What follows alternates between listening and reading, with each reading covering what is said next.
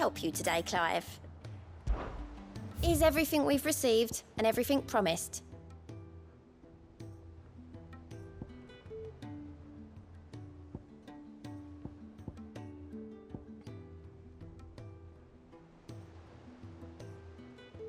Come again.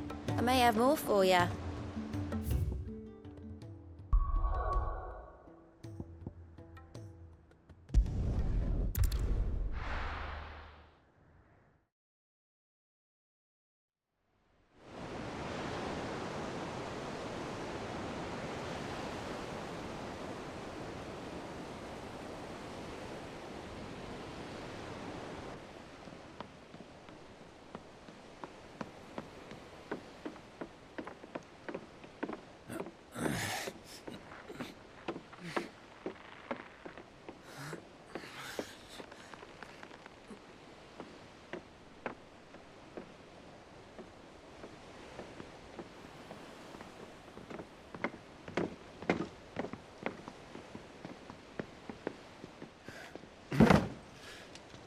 All right, Clive. My dad had it all worked out. He'd be proud of you, Mid. His writings may have helped, but this achievement is all yours. Can we catch them? The Eikons one of the largest, fastest vessels ever built. And it won't help she has the wind at her back. Any other ship would be hard-pressed to keep pace with her, let alone reel her in. But this isn't any other ship. This is the Enterprise! And the world's never seen anything like my dad's engine. It certainly hasn't.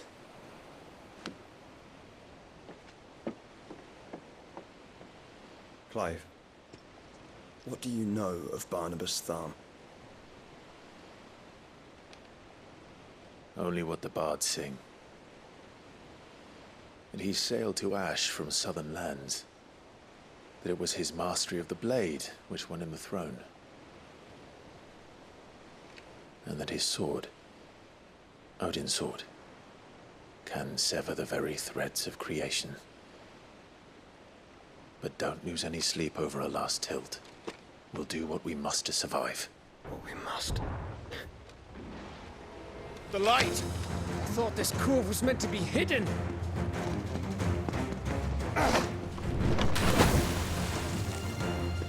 Mid! Company! Eh? We'll hold them off until the ship is ready. But hurry! Bollocks! All hands! Man your stations!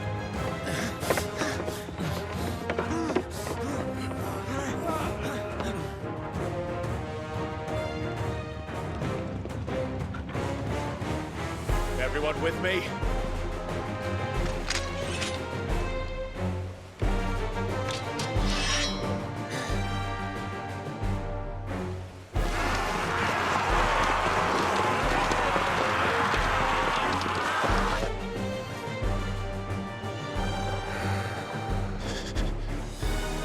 Here they come!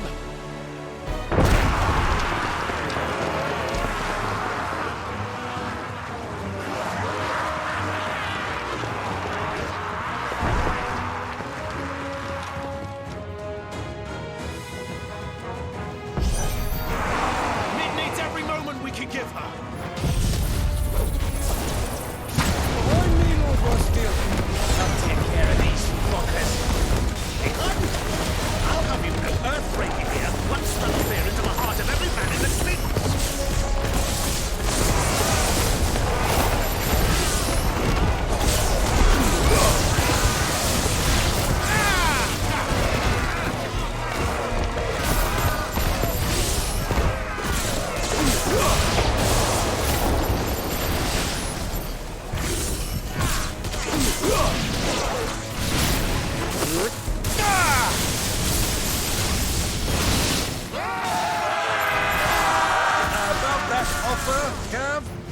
How are we doing, Mid? I thought you said that ship was fast!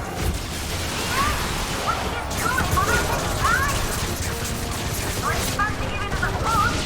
You ain't the old sucker guy. Old?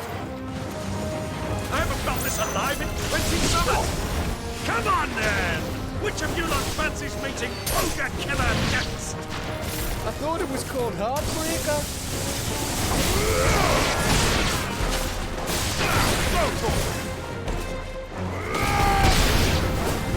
Don't let the coffin get heard. We're held to pay and I'm standing back on you. Garuda!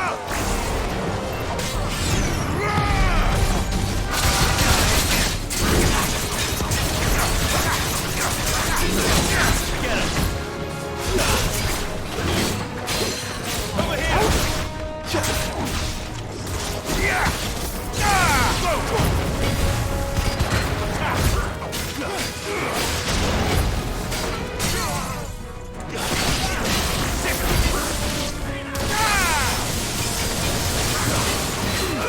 Over here! Over here!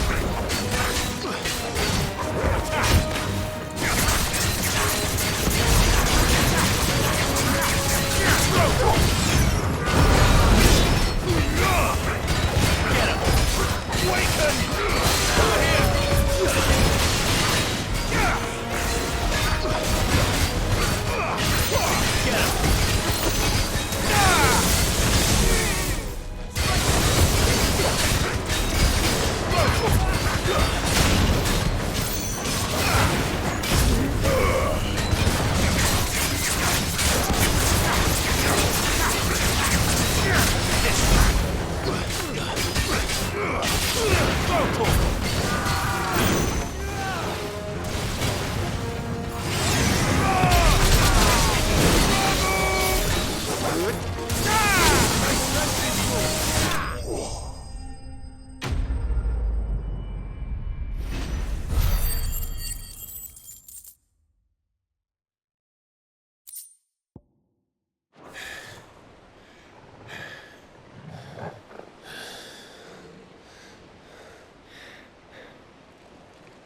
That was easy enough. All right, you lousy lot.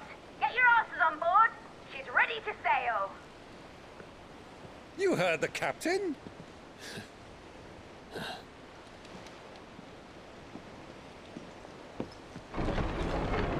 Clive.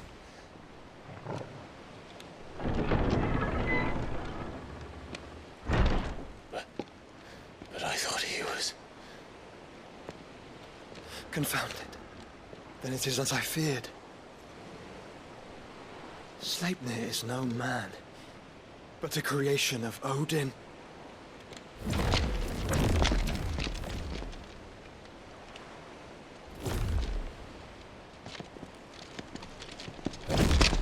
Phoenix's fiery fundament. Have you no normal enemies?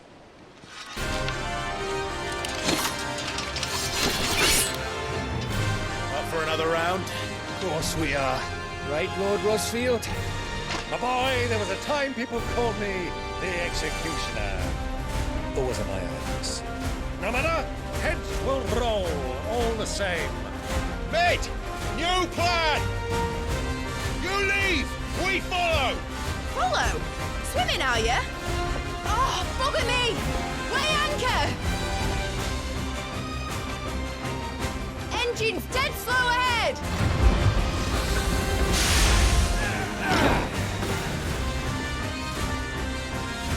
Have care, my friends. 'Tis not blood that runs through an Eddie's veins. These foes will not fall easily. But they will fall. Like oaks before a woodman's axe. Good thing I brought one!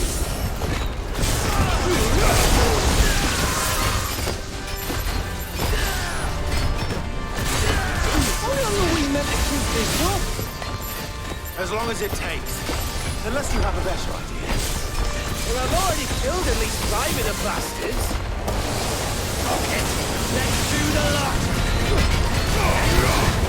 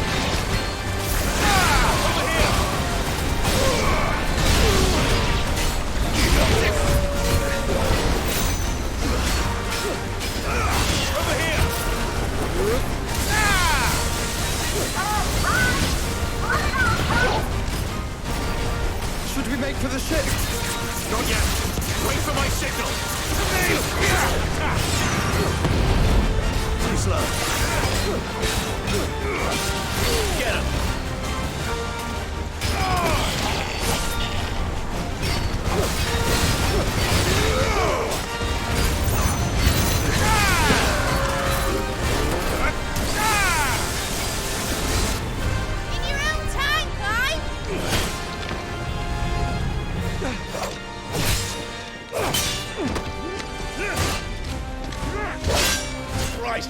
Run for it!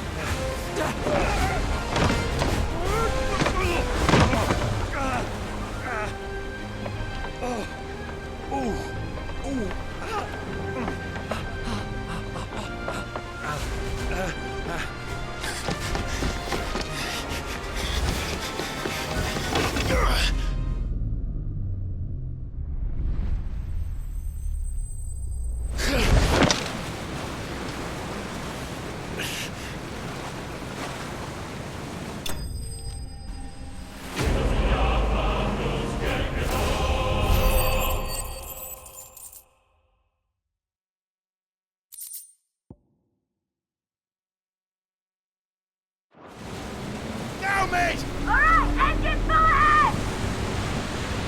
And hold on tight!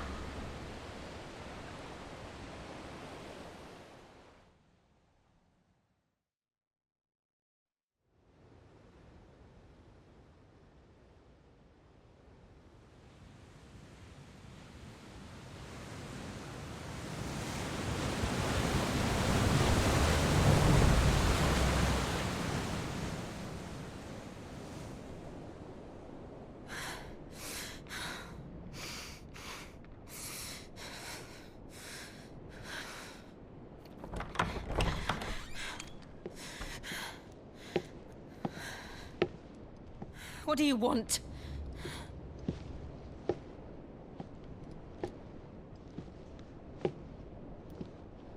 That's quite a mess you've made. And wholly unnecessary. You are my offering to Mythos. I would not see you damaged.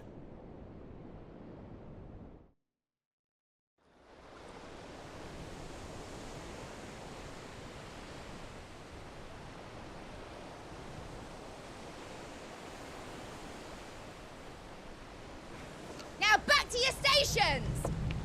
Every bell spent treading water puts another league between us and the galleon.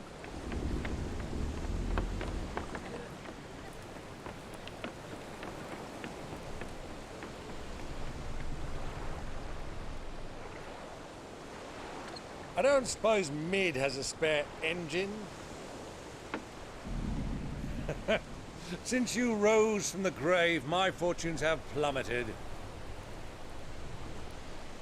Are you absolutely certain of this quest of yours, Clive? The foes you face are as terrible as they are numerous. Aye. And they'd have us live and die on their terms, which should answer your question. Ah. You have that same stubborn look as your father did when he set his mind to something. On the battlefield, I am but a single axe. A deadly one, mind, but a single one nonetheless. Yet what you require is 1,000, and I believe my old friend in Brandalar can provide them. Take care, Clive. I have many more tales of your father's exploits to share. And I cannot very well do that if you're dead. Again. Good luck, Uncle. And may fair winds attend you.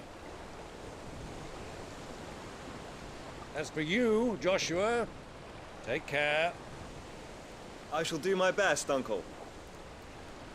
Farewell, my nephews. When next you see me, it shall be with an army at my back.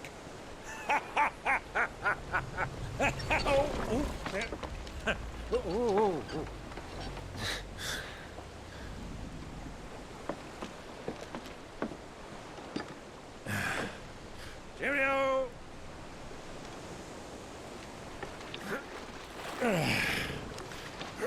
Oh, yeah. keep up, my boy.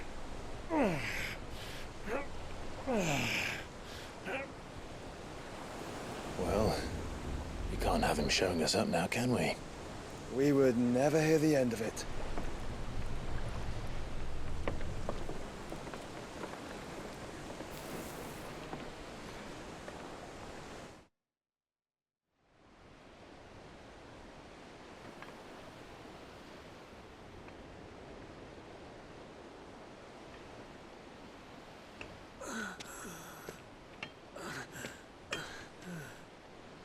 Great God of mercy.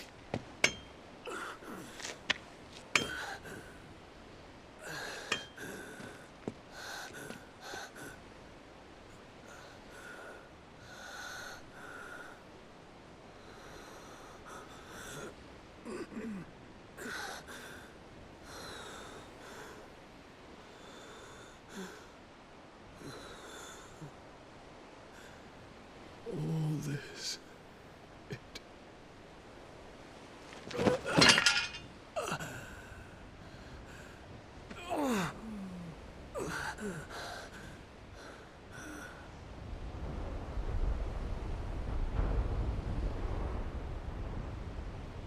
What have I done?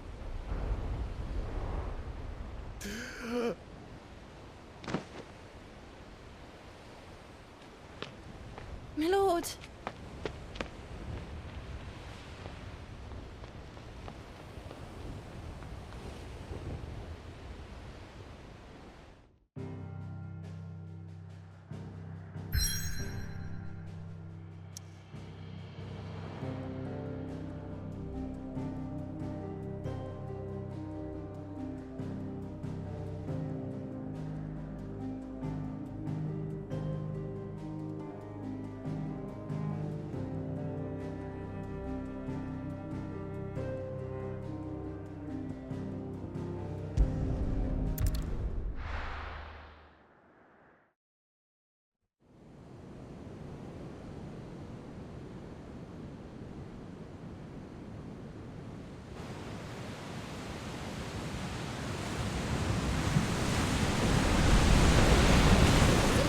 Between here and Waloed, but any ship heading north has to round Zemeckis and put through the Narrow.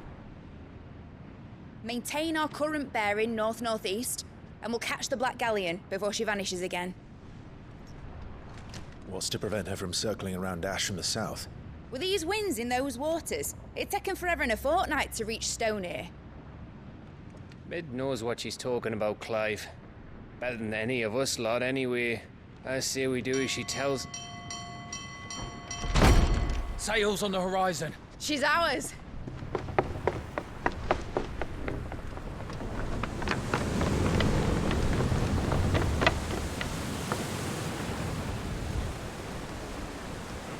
Look alive, boys! Full ahead! And keep those furnaces fed! Aye, aye! Do you feel that? Jill. All hands! Battle stations!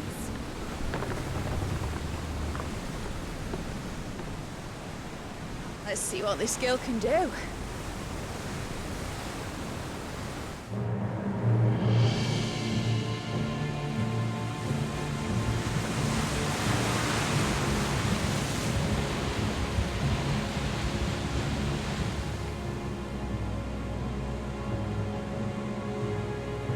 Where one leads, so does the other follow. The bond of consciousness which joins them condemning both to the same fate. Yet my every attempt to strike it from their hearts serves only to tighten its hold.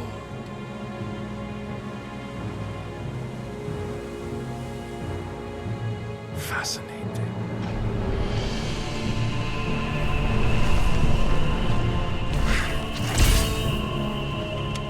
But then, there is naught my blade cannot sever.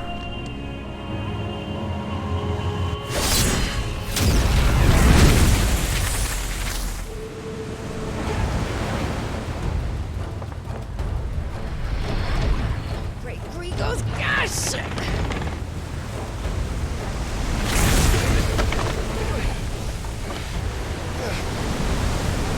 Barnabas.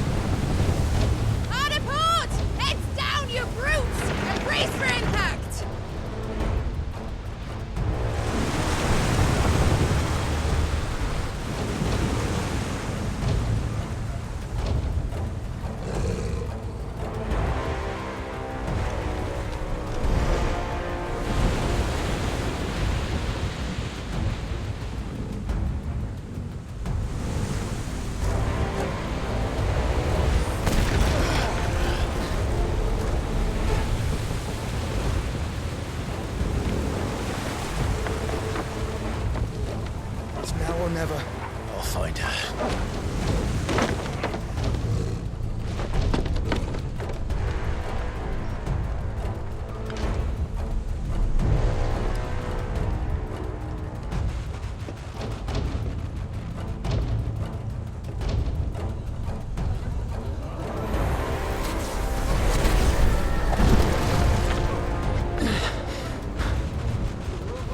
Bloody hell! How to stop it!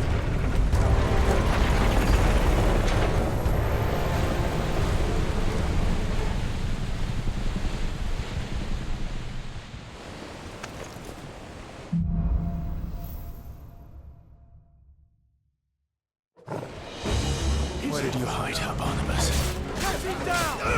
This way.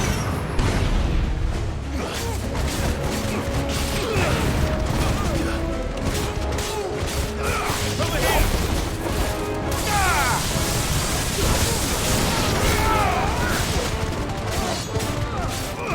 Go to him! Over here!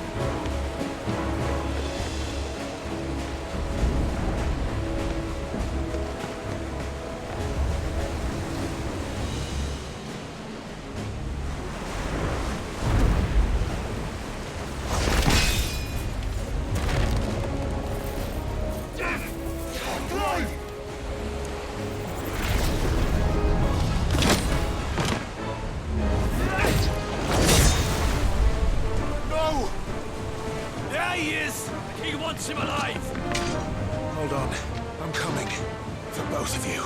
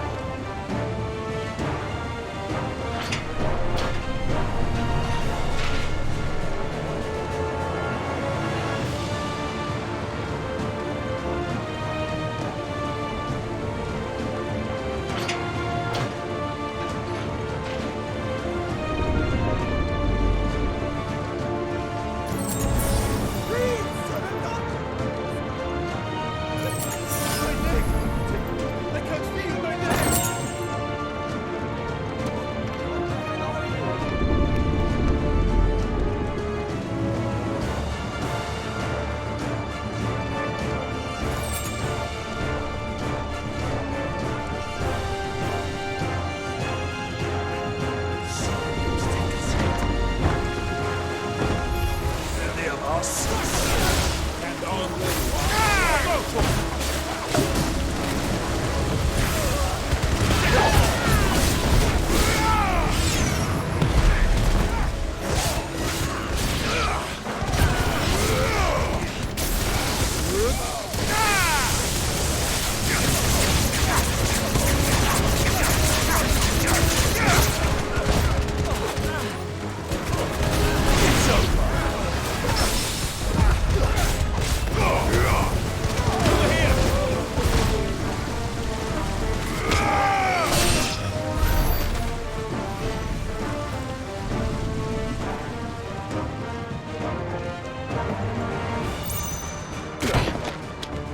Jill! You came. Get back!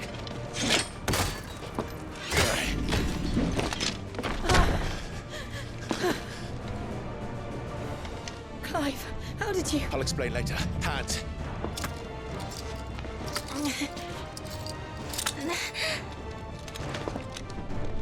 Can you walk? Out of here I can.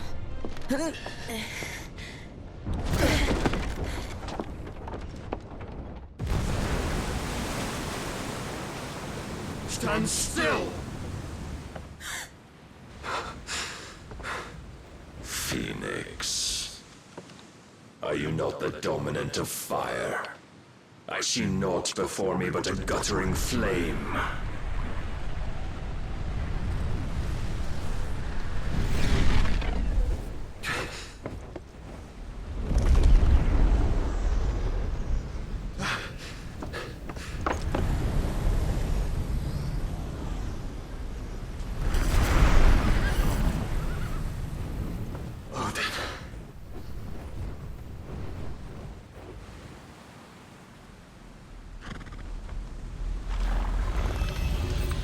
In earnest, then.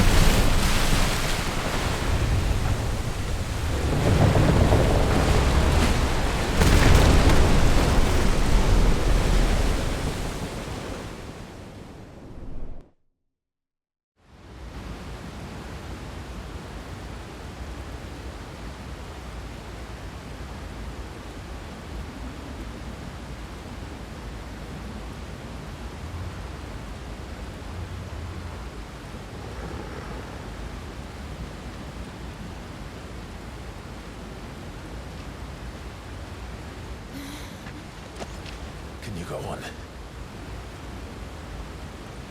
I think so.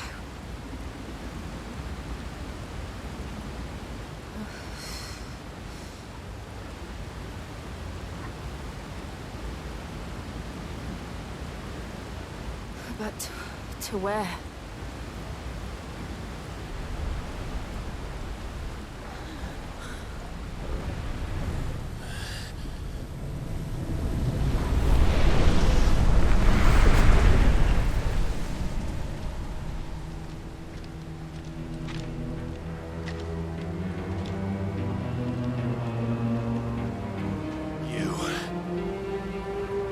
What did you do to Joshua?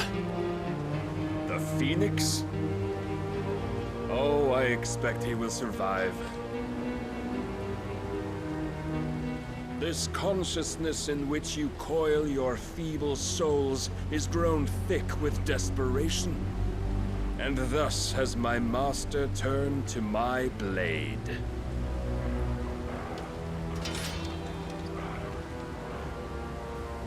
The world will soon be painted in black. And all that live shall gather in death's autumn wake. Not if we remove the cause of this misery. Not if we destroy the last of the Mothercrystals and restore balance to the world. Come. Do you truly think it's so simple?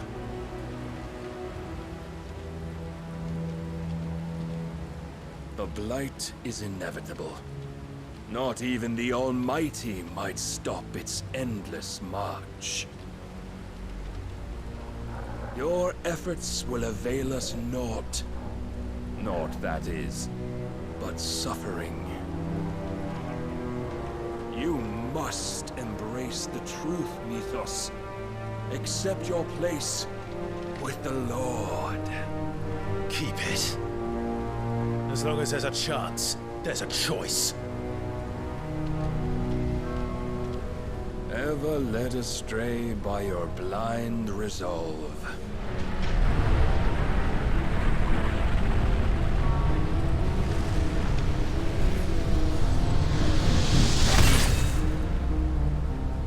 Now, it is time you learn the inevitability of your divine fate. However much it may hurt.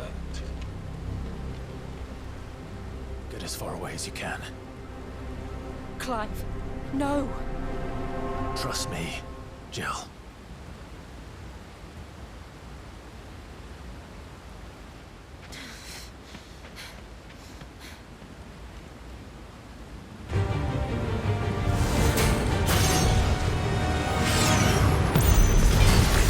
We don't have to do this. Oh, but we do. If only to remind you of your duty. Defend yourself!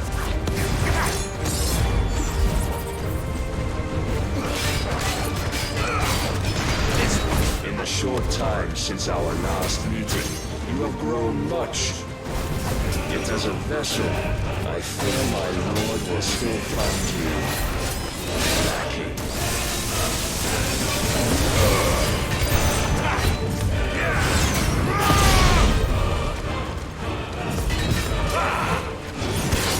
All this fire and glory, and for what?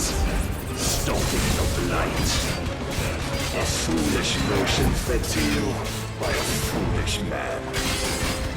How dare you? You know naught of this world nor of our place in it. If our fates were so easily rewritten, we would all be gods.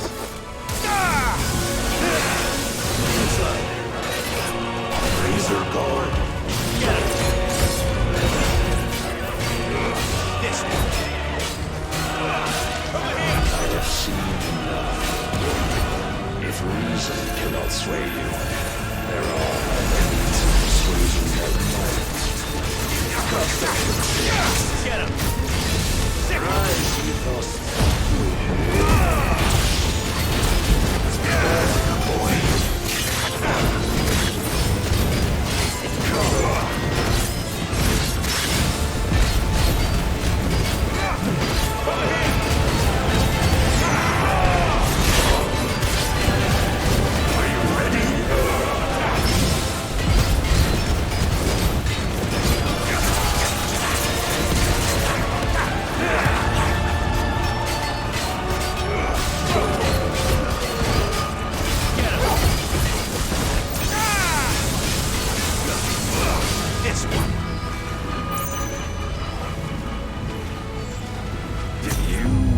Assume the mantle you've been given. And thus is the light of hope severed.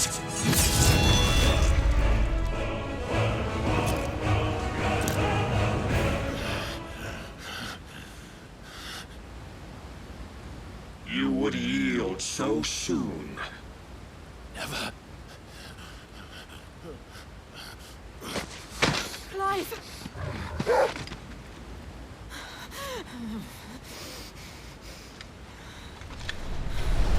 Do you not see? Your iron will weighs you down, dragging you ever further from your purpose. And what is my purpose? Mythos. Who are we? What are the dominants? The breath of the Creator still warm on our lips. We carry his light that we might guide the masses in his name. We are but mighty acts of God. We are more than that. You would be nothing without what he has granted you. The power we wield is his, and yet every time we draw upon it, it wears away at our very being. It breaks us. It unmakes us, that its immaculate aspect might reveal itself. The Eikon. It is too much for even his chosen few. Apart from you, Mythos. You wield the might of many, yet your body does not answer for its avarice. What are you saying? What I am saying is that we dominants are a means to an end. We were created for you, that you might drink deep of our strength and thereby fulfill your divine purpose. Which is? To feed. As you would know, could you only look beyond the walls of your prison of self-regard. As long as you choose to ignore this, you shall never penetrate my defenses.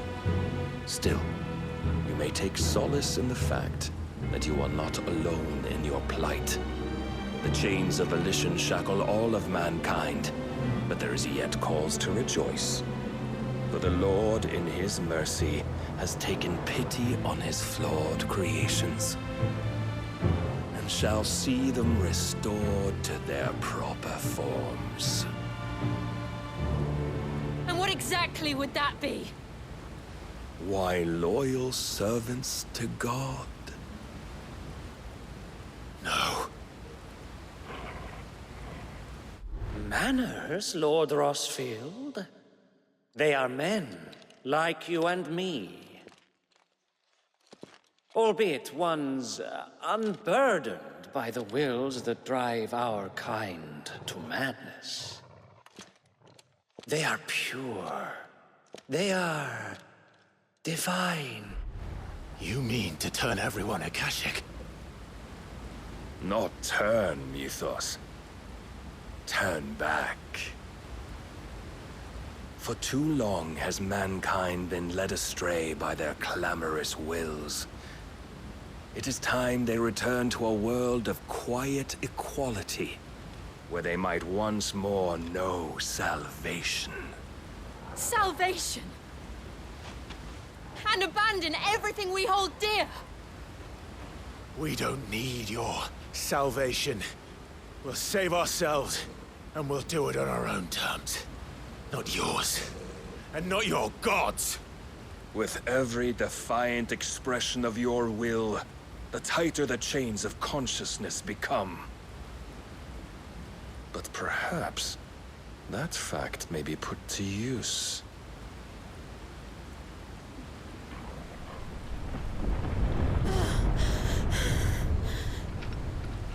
Clive!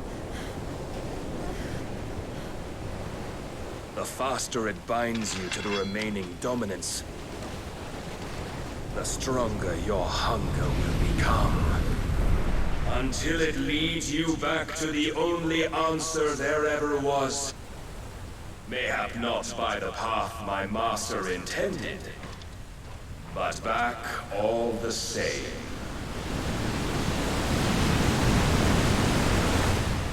Ash is not far. I could freeze a path. You're in no fit state. Probably not, but I can try.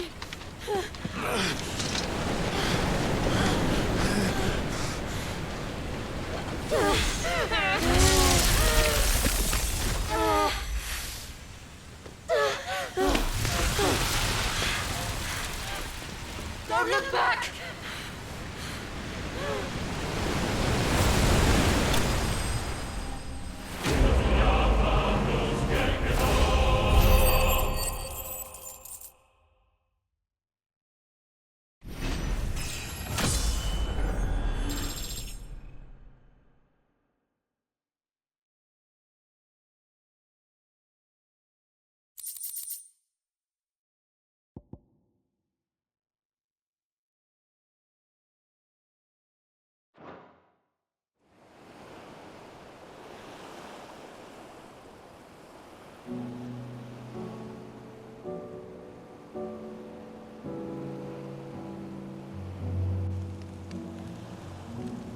that the others are safe. The Enterprise was clear of the gap when we fell. They made it, Jill. And they will have seen the ice where it led. We need only wait till dawn.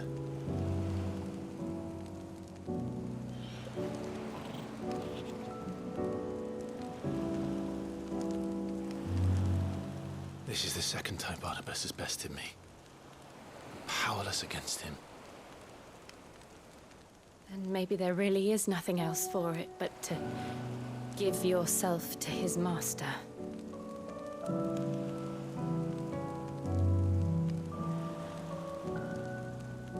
Only you won't do that. The Clive I know would never do that. So you believe? But do you really know me? If what Barnabas said was true, then I'm more monster than man. And each time I summon the flames from within, I burn away the things that make me who I am. Do you, though? Think of what you've used that power for. Of all the people you've saved. It doesn't matter how or by whom it was granted, only how you choose to use it. And you've chosen to use it for good, haven't you? I've also used it to kill. What if that's my purpose? What if it's all I'm good for?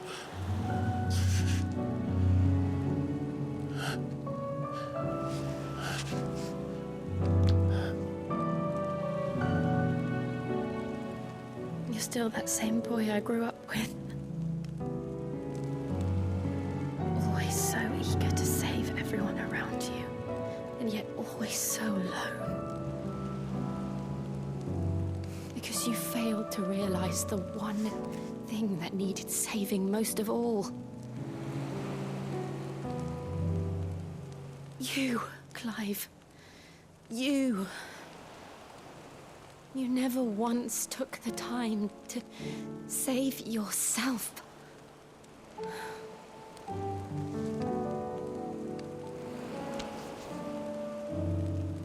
Myself? I think I might be beyond saving. No one is beyond saving, provided they want to be saved. You fight to survive. And you survive so that you may protect those you love. It's what you do. What you've always done.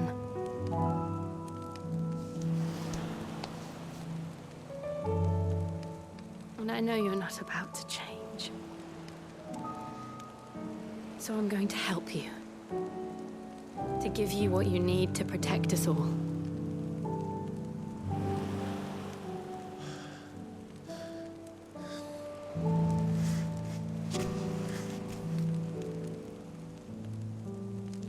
Jill. Are you sure?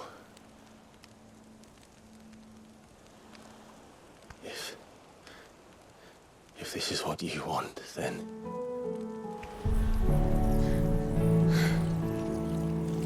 Don't worry, Clive. It is.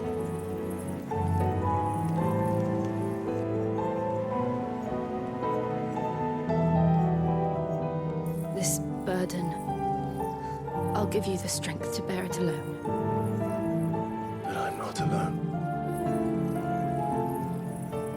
These burdens I carry, my sins, my pain, my sorrow, I see now that they are all a part of me.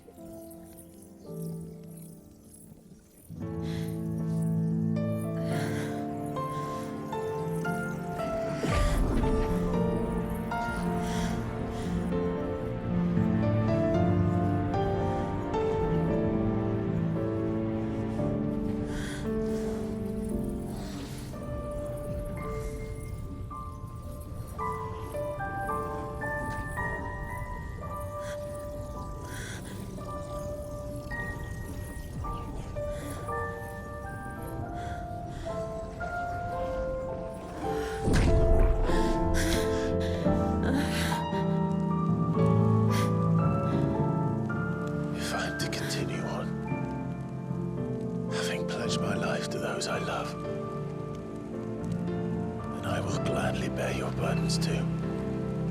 Until my last breath. Clive.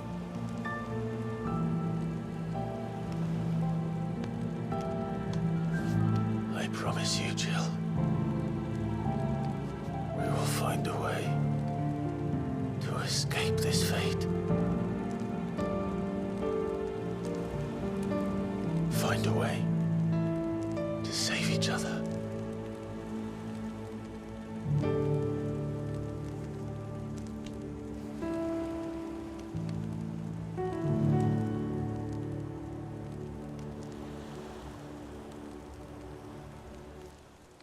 That we might one day look upon the moon again, together.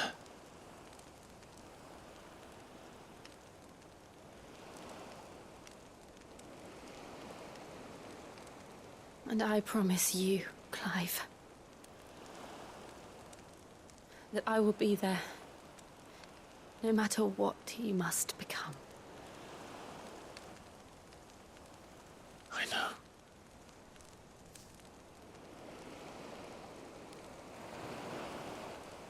I never thought a smile could bring me so much joy.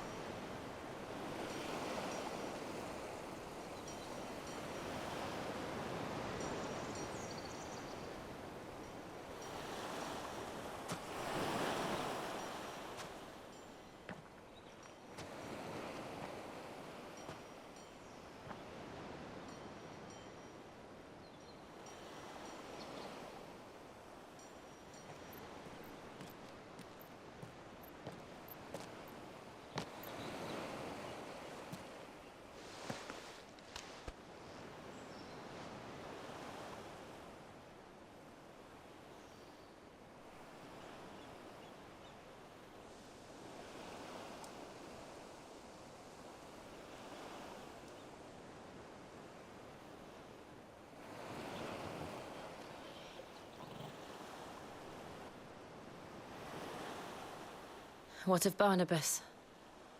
Do we pursue him? No. Our paths will cross again soon enough. Whether we like it or not. Besides, there is something we must do first.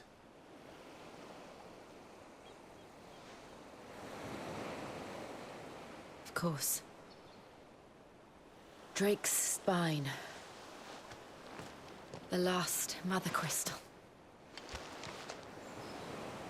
The Einherjar is at the bottom of the sea. Waloed won't dare move on Storm without her. But they know we're coming now. We'll need a plan.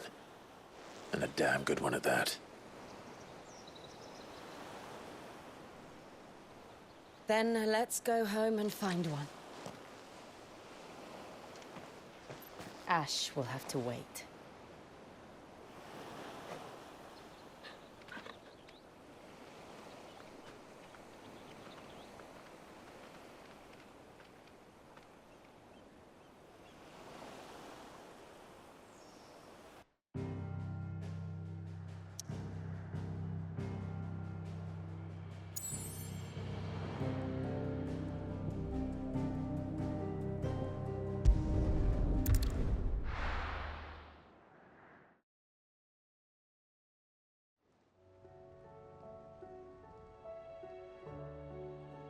Mid says Odin split the sea in two.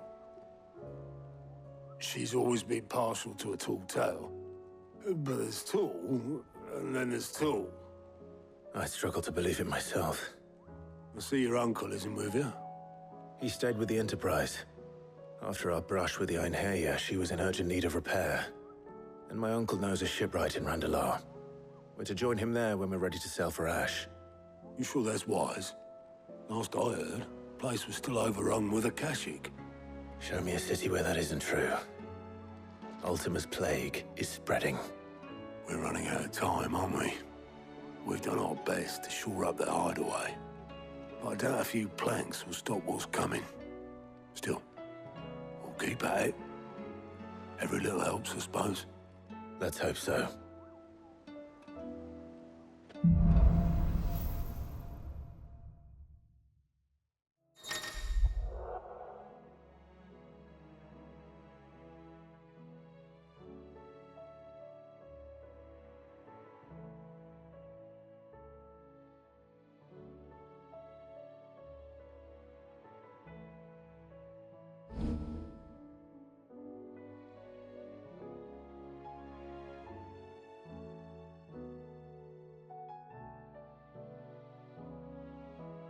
I should visit Joshua, assuming Talia will allow it.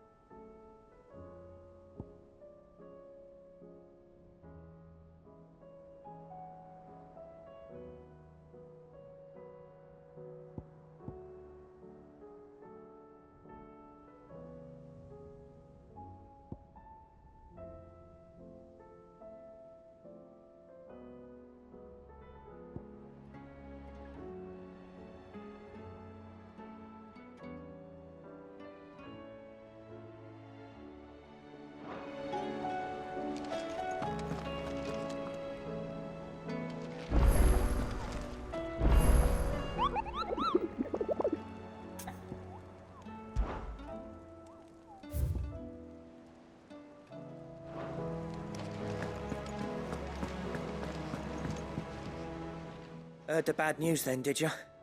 What bad news? About Dravosd. Blackthorn's old haunt. With the forge and all that.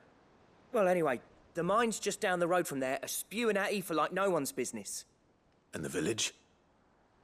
Safe from the flood for now, but they've got other problems. Akashic.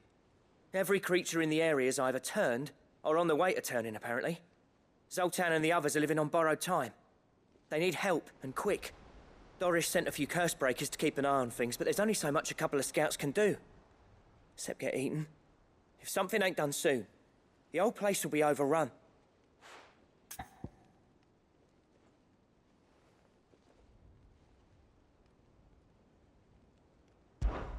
I won't let that happen. Didn't think you would. Does Blackthorn know? I thought it might be better if he didn't. He'd only do something stupid. You reckon we should tell him? No. It's better this way. Yeah, well, I can't stand about knowing what's happening out there, so I'm off. I'll see you in Dravosd.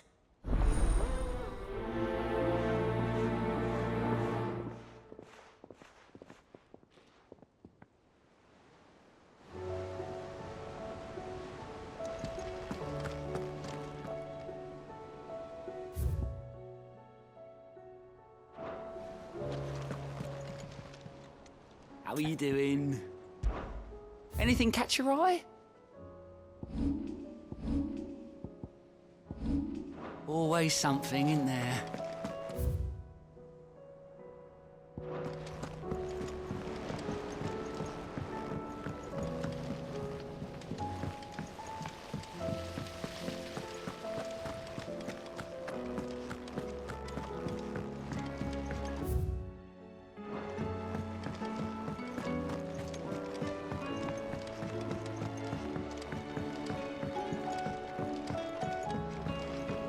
With Canva in the hands of Akashic. Ah, Sid. Just the man I was hoping to see. Did you have a mo? Don't tell me. You need more bomb ash. Oh no, we still got plenty of that left. I'm working on bringing another one of the Chief's designs to life. This time, it's a new smelter. It's got a reverberatory hood over the top for additional thermo amplification and a system of reciprocal recirculatory regenerators that let's just say it gets very blimmin' hot. A heck of a lot hotter than anything Blackthorn's got in his forge, that's for certain. Only mithril engines get hotter, and you can't chuck ore in one of them and get metal out the other end. Trouble is, we won't be able to make it out of any old rubbish, neither. We need the good stuff. And I hear you once helped Helena get her hands on exactly that. Any chance you could help me too? If it's for the good of the hideaway, I'd be happy to. Oh, it is. I promise you. So, what exactly is this good stuff you need me to find? We've got a couple of examples here. Spherical echoes, we call them. More fallen materials. So this smelter is similar to the mithril engine in more ways than one. That's right. They're a bit like the thermal helms. Fallen ceramics deal with heat like nothing else, see? And what's more, they're directional, transferring heat from the inside to the outside. But these things, they're all outside. If we line the hood with them, they'll reflect the heat right back into the furnace. We've collected as many as we can, and I know where we can get the rest. Trouble is, they're all watched over by their bigger, uglier cousins. So you want me to visit some ruins, destroy some echoes, and bring back the spheres they're guarding? That's it in a nutshell, yeah. We're only 3 short, mind, and we know exactly where they are. There's one up Amber Way, in that ruin that they call Lost Plume, and another in the Silent South, over in Dalmekia. Last one is in the ruins of Advent, which is in the Empire. All right then. Wish me luck. Will do. I'll be keeping all my fingers and toes crossed.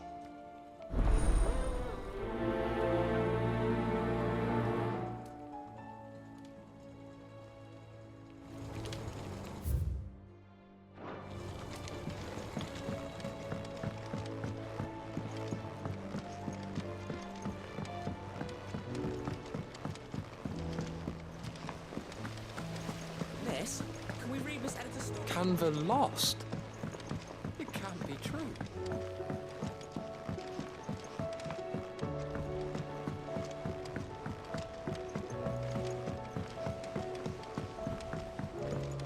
Have you tried Molly's lemon tarts?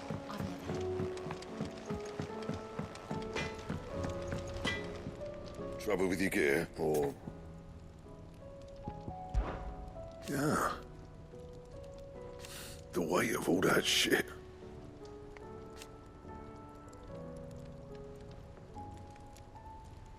Clever girl, that one. What do you want?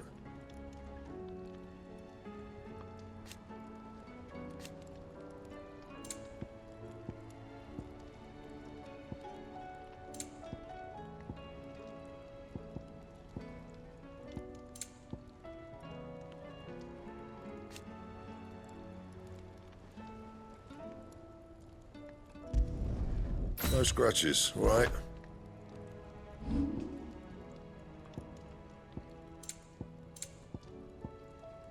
Anything else? The stew's awfully thin these days.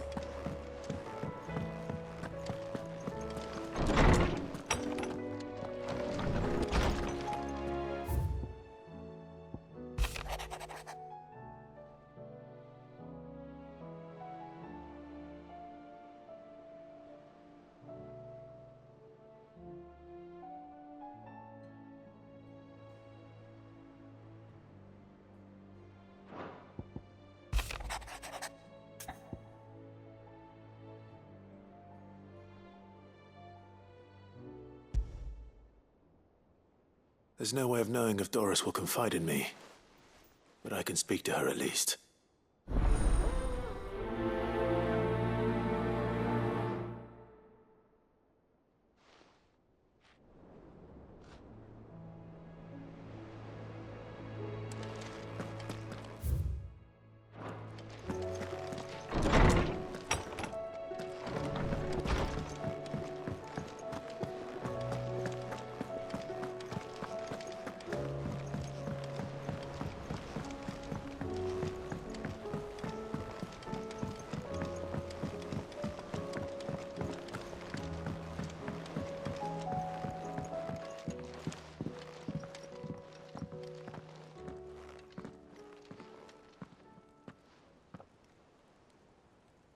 Where are you? Can I help you, Sid? I'm looking for Doris. Is she here? I'm afraid not. She's at Martha's Rest on a job. My job, actually. When she heard what the mission was, she insisted on going herself. Alone. Did she? What was the mission?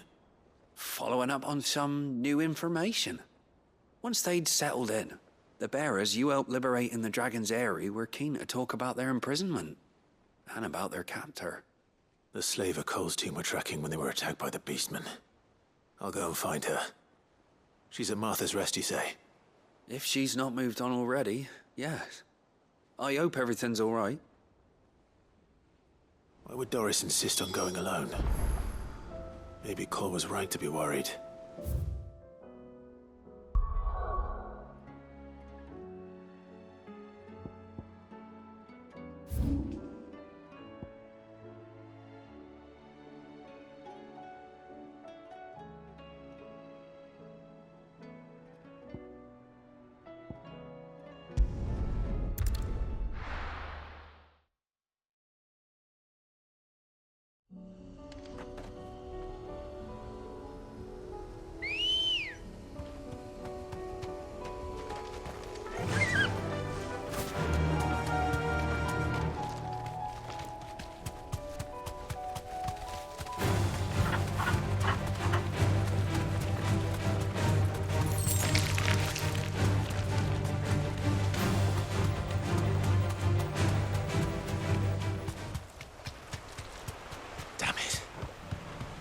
Village is turned. Back to the stables, girl.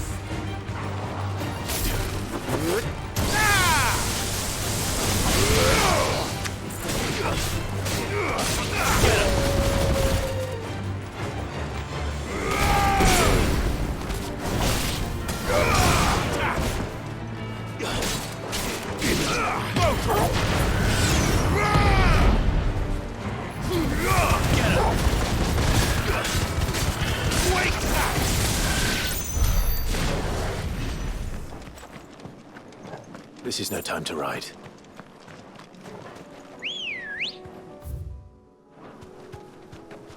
Let's go.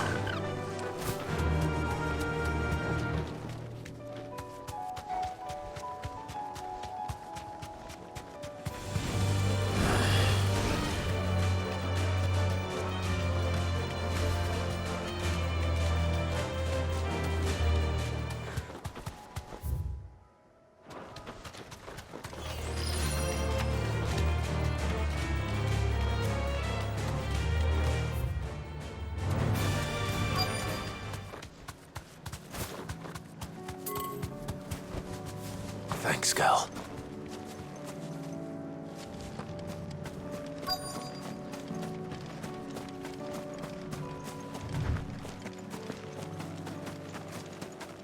I need to deal with these ones first.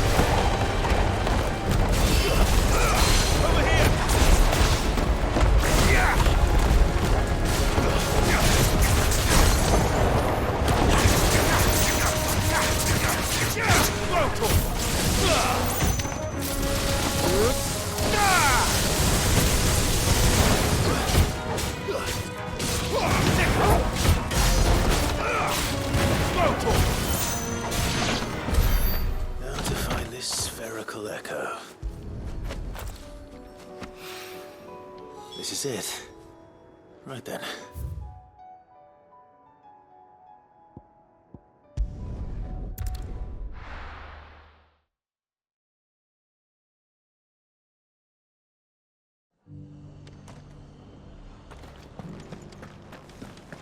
Doris should be somewhere nearby. Assuming she's still here.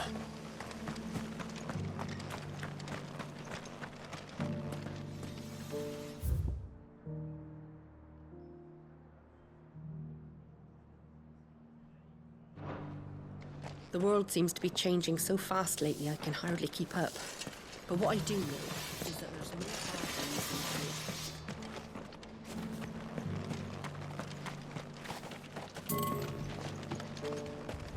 than good. I've got greens of all Looking for shapes shelter, and sizes. are you?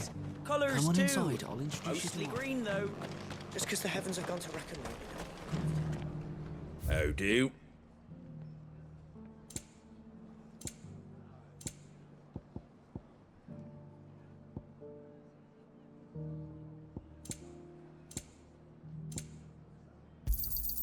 Much obliged. That all, is it?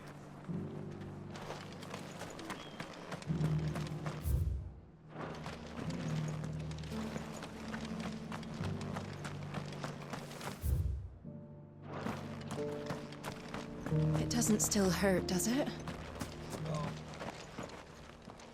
It's been a pleasure, Doris. Just like old times. I'll give your offer some thought, my lady. How goes the investigation? Sid, what brings you to Martha's Rest? You. I heard you were out here on your own, tracking our slaver. I trust you're being careful. Of course. And it had to be me. The bearers from the Dragon's Eyrie confirmed a long-held suspicion of mine that the slaver we've been tracking is an old acquaintance. She's no fool.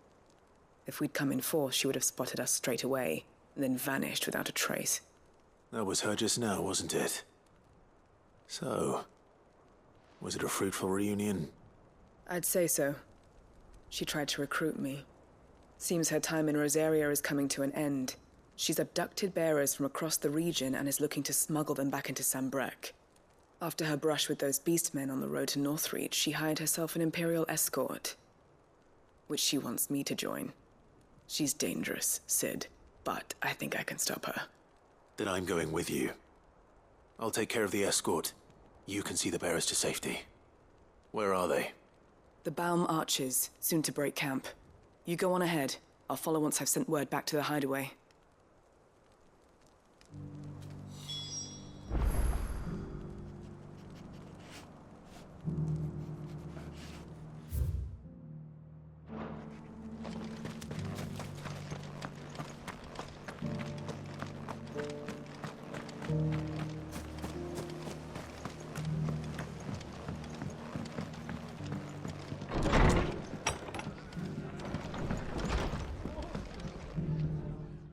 Clive, I was just about to send for you. I'd like you to take something to Sir Wade up in Eastpool. Seeds for planting. Thought it was about time they started growing their own food. I'll keep providing them with whatever they need in the meantime, of course. But if Eastpool's going to survive, it's got to be able to fend for itself. As of those poor bearers. They've lived their whole lives in servitude, but now they're their own masters. Small wonder they ain't got the foggiest how to provide for themselves. So it's up to us to teach them. And if you're wondering why you, well, the wagoneers taking supplies up that way have been coming back with more and more reports of Akashic around the village of late. Sir Wade's putting a brave face on it, but I think even he's starting to worry.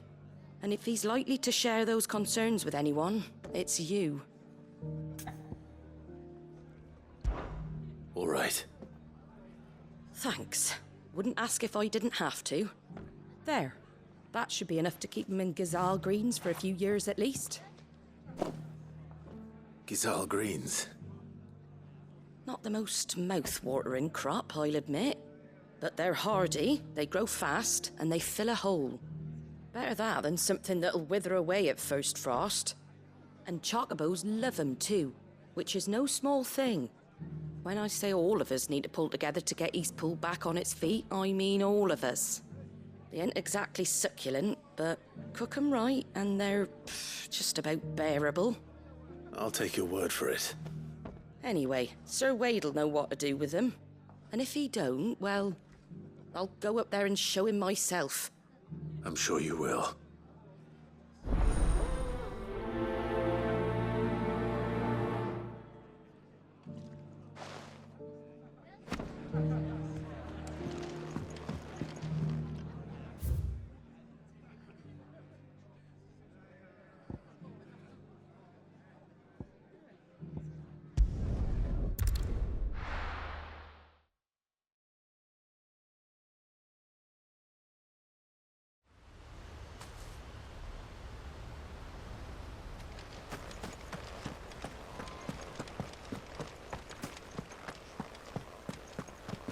I heard the Guardian saying we're supposed to grow our own.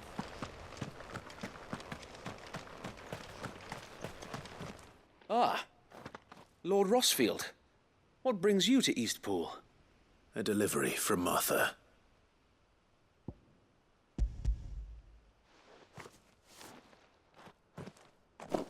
These are Gizal green seeds. Martha's keen to cut the apron strings, then, is she? I jest, of course. You see, I had thought we might be able to revive the old wheat fields, but they'd long since gone to seed, only without the seeds. Martha was hoping he might be able to show the bearers how to plant and tend these, so that they'll be able to fend for themselves. That's not a bad idea. These bearers had only recently escaped their bonds before we brought them here. They know little of freedom, of providing for themselves and their loved ones. Unless we teach them how to live like free men, I fear that all we have achieved in bringing them here is to exchange one master for another. Not that myself and the Guardians have been the best example to them so far, subsisting almost entirely on Martha's charity as we do. It's about time we all started to provide for ourselves, bearers and Guardians alike. Unfortunately, we've been a little too busy of late to focus on much besides bolstering our defenses. There have been alarming reports of... The Horde is closing in. They're coming, so wait, all of them. Damn it all, I thought we'd have more time. Gather the men in the square. Send to the rest for reinforcements. Yes, Sir Wade. The Horde? A Kashek, a veritable legion of them. They've been seen prowling around the northern reaches for a while now. We don't have the numbers to hold back a swarm that size. I had hoped to build a perimeter wall so that myself and the Guardians might be able to defend the village, but... Now you're out of time. Precisely. If reinforcements from the rest arrive before they do, we may just scrape through, but I fear that's rather an enormous if. What if you could call on reinforcements from Eastpool? You mean the bearers? We brought them here so they might live, not die fighting for their lives. So wait. You said you lack men to defend the village. Are the bearers not men? Do they not wish to see Eastpool saved? Though they may not be trained soldiers like your Guardians. What help they are able to offer could still prove the difference between victory and defeat. You're right, my lord. I will appeal to them.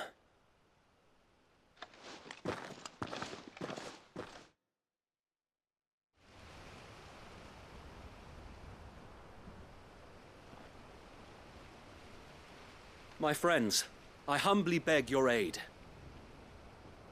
We Guardians are few and our enemies many. But I swear we can defeat them with you at our side. You would send us to the slaughter, to serve as bait for those fiends so that you and your men might be spared. And to think we trusted you. Say what you will, a home is not worth dying for. But it is worth fighting for. Sir Wade fights to give you lot a chance. Just like I do. Just like Sid does. We all wanted to give you a home where you could be free. And you got one, didn't you? This place, Eastpool. This is your village. Your home. And if you don't fight to protect what's yours, you'll lose it. You know I'm right. This world wants to take everything from you. Everything. Your homes, your freedom, your very lives. So then, are you going to stand by and let that happen to you? Are you going to accept fate like good little Bran did and die, having never stood up for yourselves? Or will you fight like free men and women?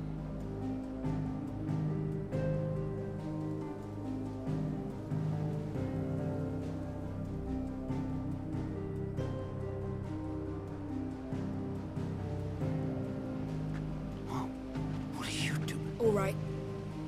Give me a sword. I never dreamt I'd have a home of my own.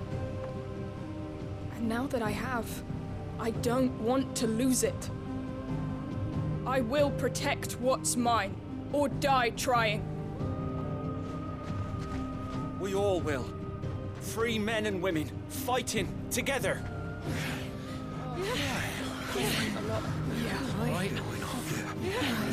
For Eastpool!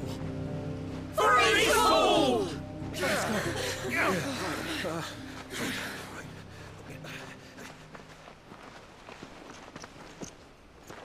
Thank you, Martha. Don't mention it. Just promise me one thing. That you'll show them how freeborn fight. Gladly.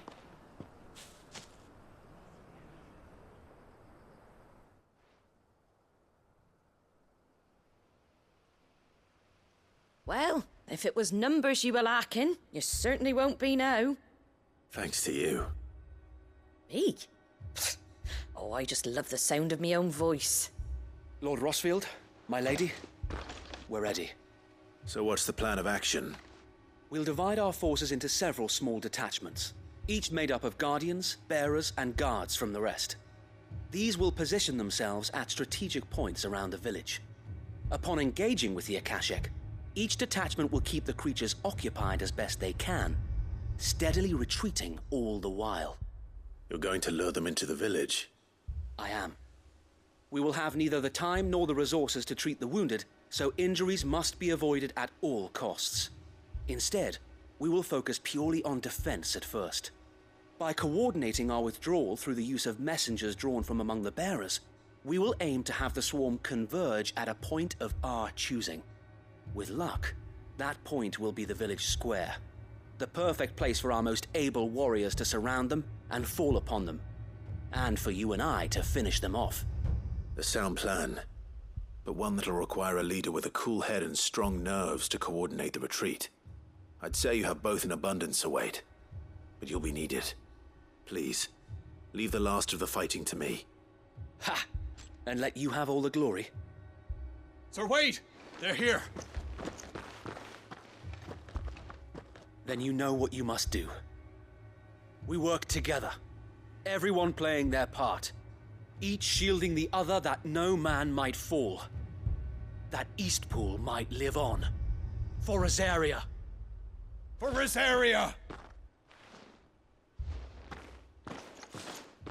We've no time to argue, my lord. I'll do as you ask. And I will do as you ask.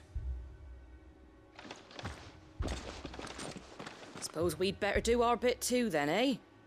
Right you are, Martha.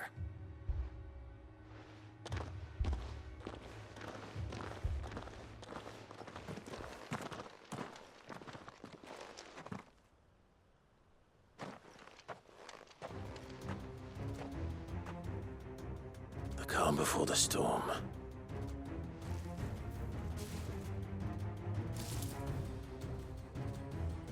Here it comes.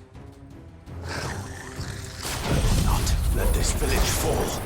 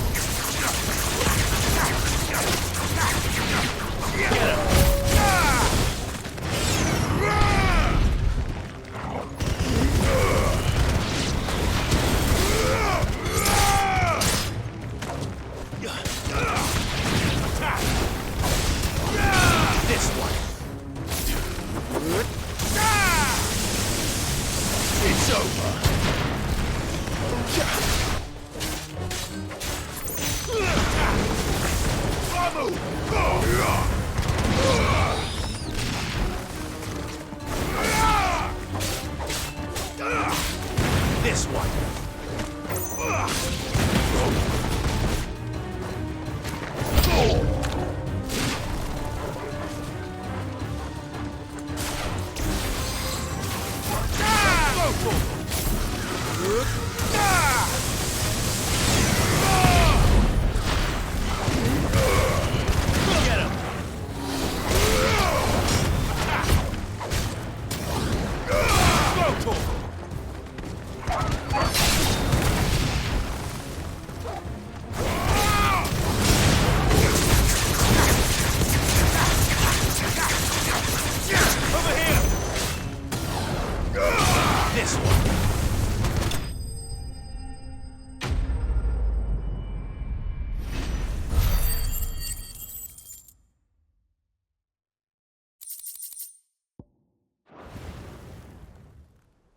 Looks like that's the last of them.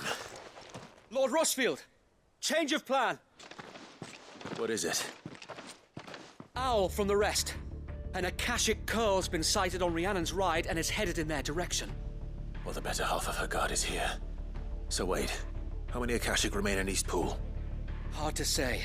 My men are still facing some resistance, but I think the worst is behind us. I could order a detachment or two to fall back and... No. Let them finish the job. You stay here too, Sir Wade. Your men need you. I'll go after the Curl. Join me only when East Pool is won. If you're sure, my lord. May the Founder protect you.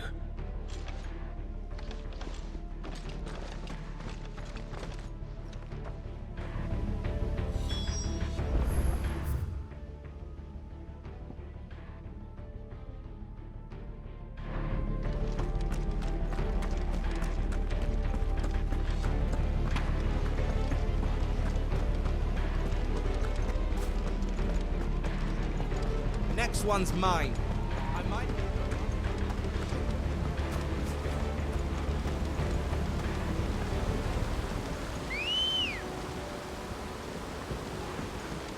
Let's go.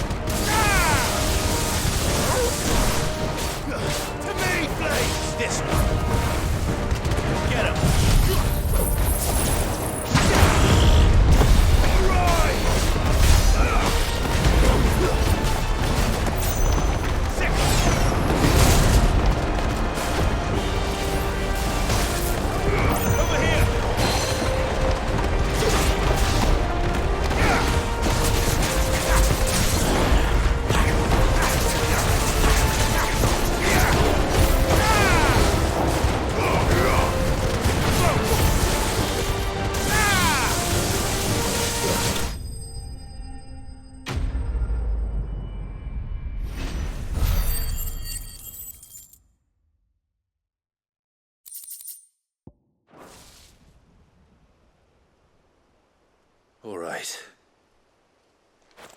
Back to Eastpool.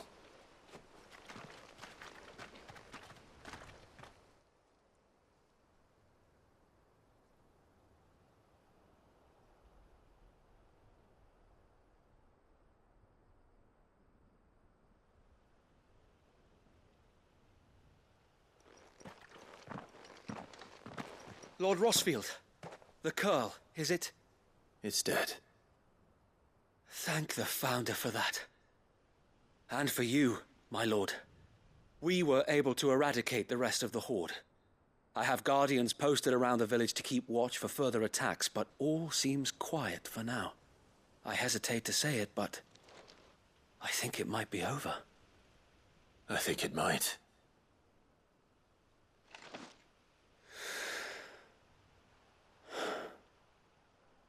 We did it. We saved Eastpool. Thank you, my friends. Thank you. No, Sir Wade. It's us who should be thanking you. You brought us together. Showed us what it means to fight for what you hold dear. We never had nothing to call our own before. We didn't know what it meant to protect it, but now we do. We really do. Forgive us, Sir Wade. You and your people saved us, and still we doubted you. But there's no doubt in my mind anymore. We're free men now, so we have to start acting like it. We have to fight to protect what's ours, to protect Eastpool. And we shall. We all shall. Together. This is our home. And if anyone or anything tries to take it away, they'll have us to answer to. Come on then. Let's get to work. This village isn't going to rebuild itself.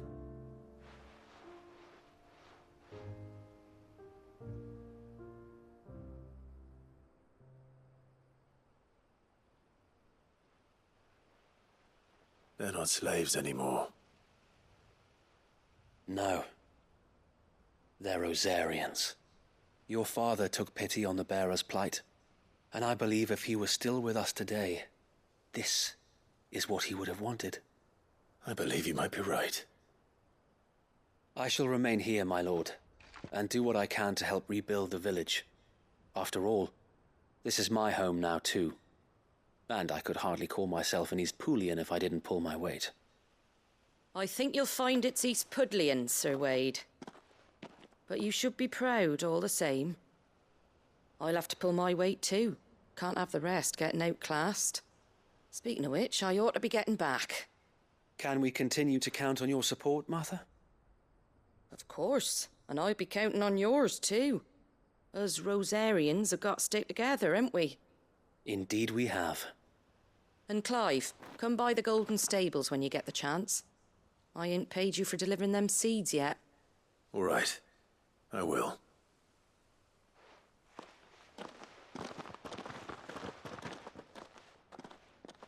Lord Rosfield, do you remember our very first mission together? Clearing the goblins from the Stillwind marshes? How could I forget?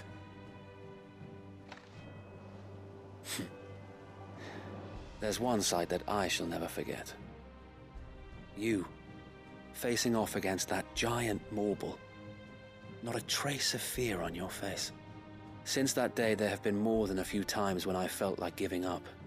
When the odds seemed so stacked in the enemy's favor, I thought I may as well just lay down my sword and surrender. But every time I would think back to the look in your eyes that day and remember what it means to be a shield.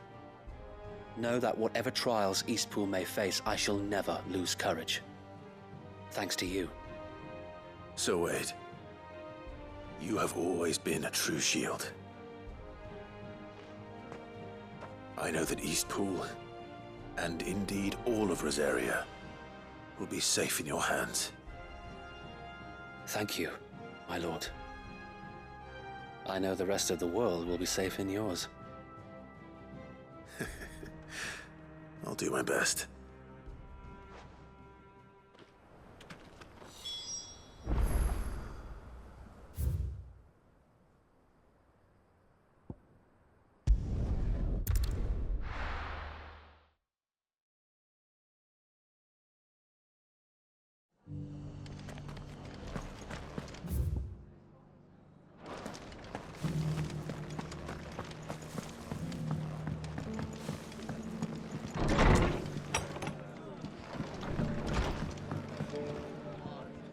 hero returns.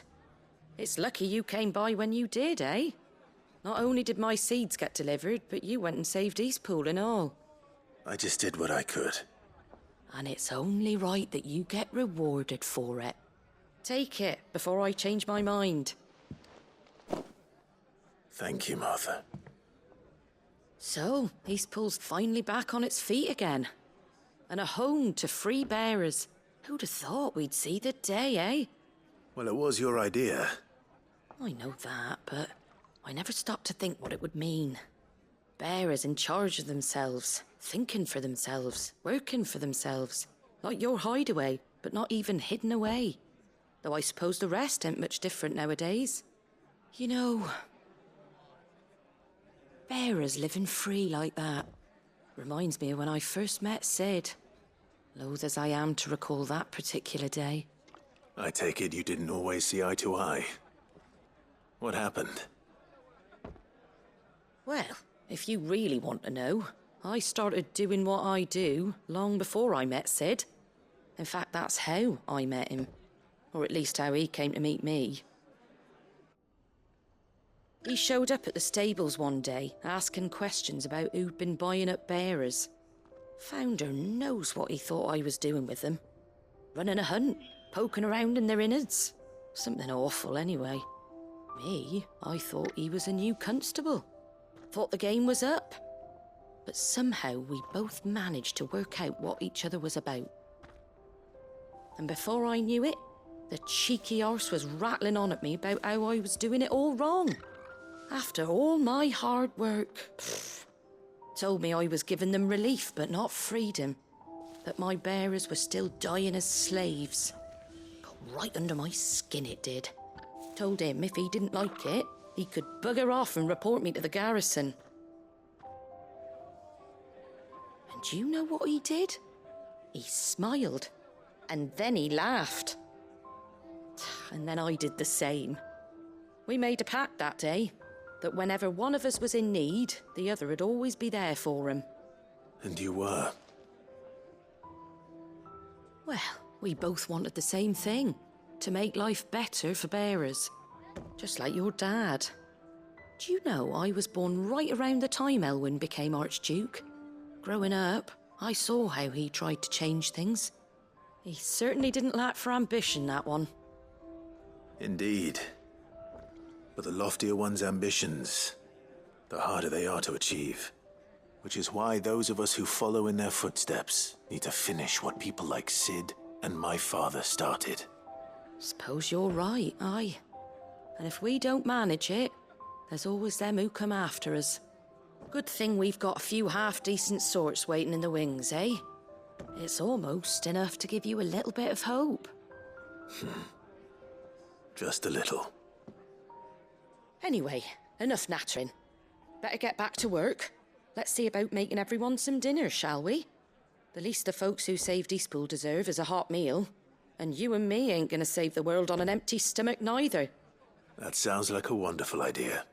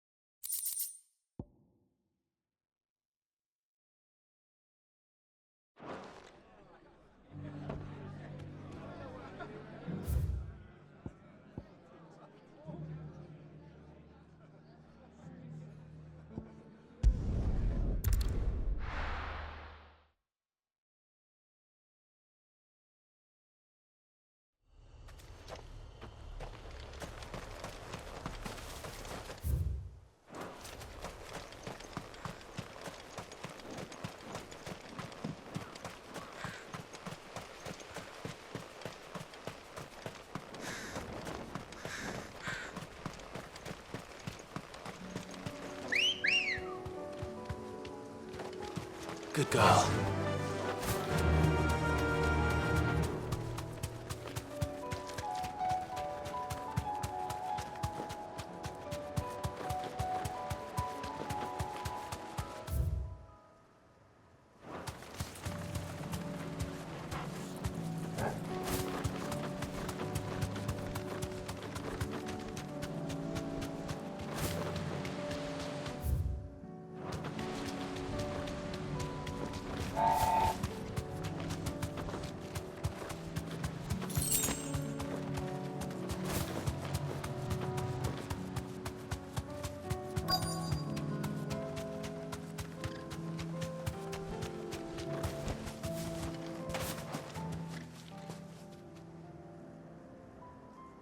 Good.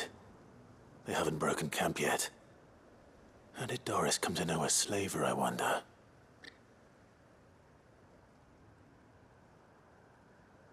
We've waited long enough. She's not coming.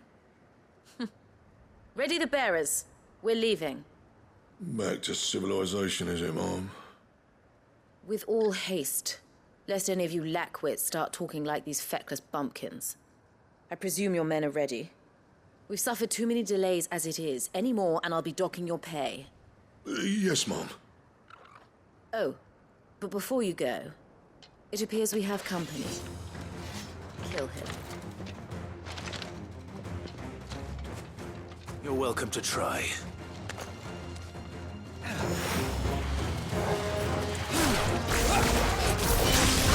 Get him!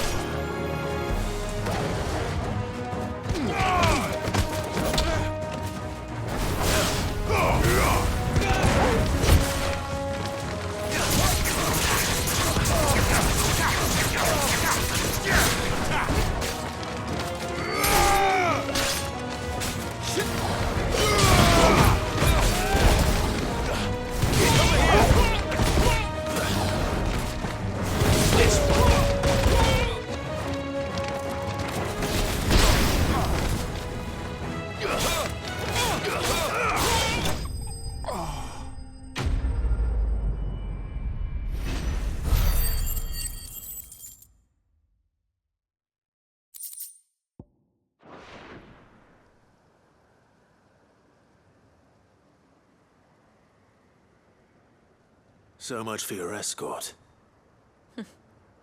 You'll forgive me for not avenging my men. I'm not the swordswoman I used to be. I surrender. Do with me as you wish, Sid the Outlaw. Sid! Ah, Doris. I take it you're not here to rescue me from our brooding renegade? You know, I always wondered where you'd vanished to. But casting your lot with this criminal of all people. Better fighting for a cause than killing for coin. I'm sorry, Sid. I should have told you sooner. This woman, my former master, once trained bearer children to be weapons in service of the highest bidder. She raised me like a daughter. And I did terrible things to earn her favor. It wasn't all terrible, surely. We had our fun, too.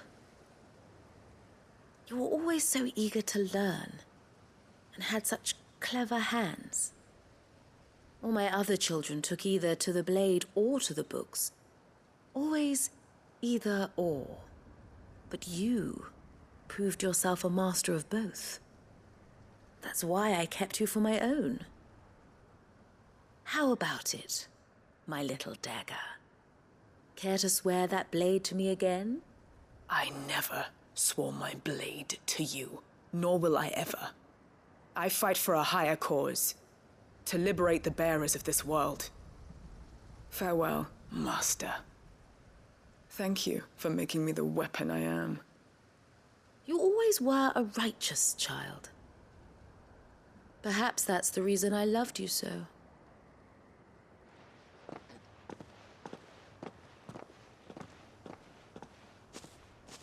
What do you want to do with her? I am not the killer she wanted me to be. Not anymore. And she no longer has friends in high places. The dame does, though.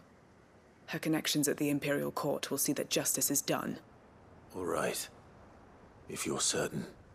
I am. And thank you for everything. Now, I better let these bearers know that they're safe.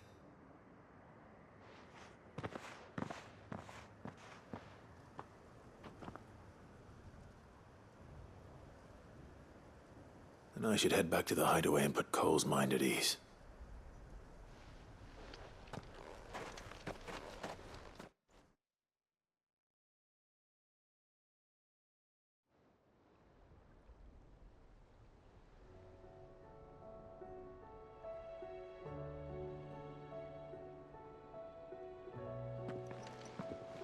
Welcome back, Sid.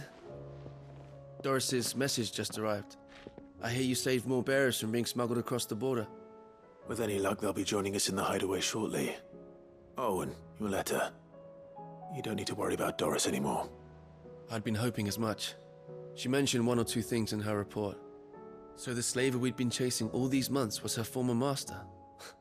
Wish I'd known. She's been arrested, by the way, over in Sanbreque. Went quietly, or so we're told. And she won't be getting off lightly. The Empire may have no love for bearers, but it's none too fond of black market traders either. Can't have been easy for Doris. I'm sure it wasn't. But don't worry. She'll be all right. I hope so. Suppose you should know, eh? You had quite the past yourself before you came here, or so I understand. Anyway, thanks again, Sid. The Cursebreakers would be lost without Doris. And you, of course. Keep up the good work, Cole.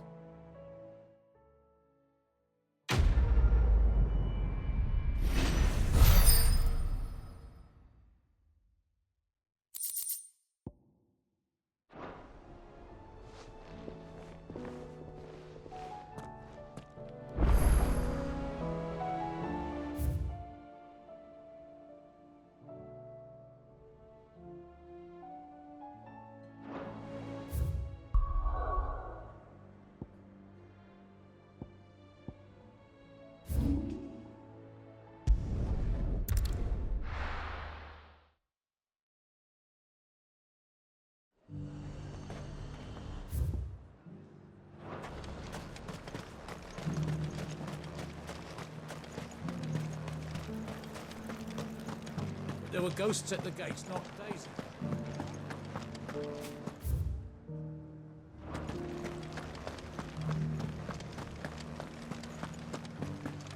Those things I said before.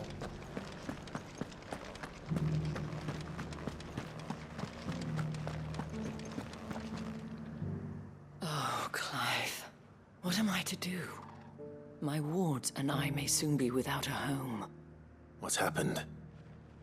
The High Cardinal has descended from his lofty throne and taken up residence here in Northreach. The High Cardinal? Leader of the Council of Elders, second only to his Radiance at the head of the Imperial government.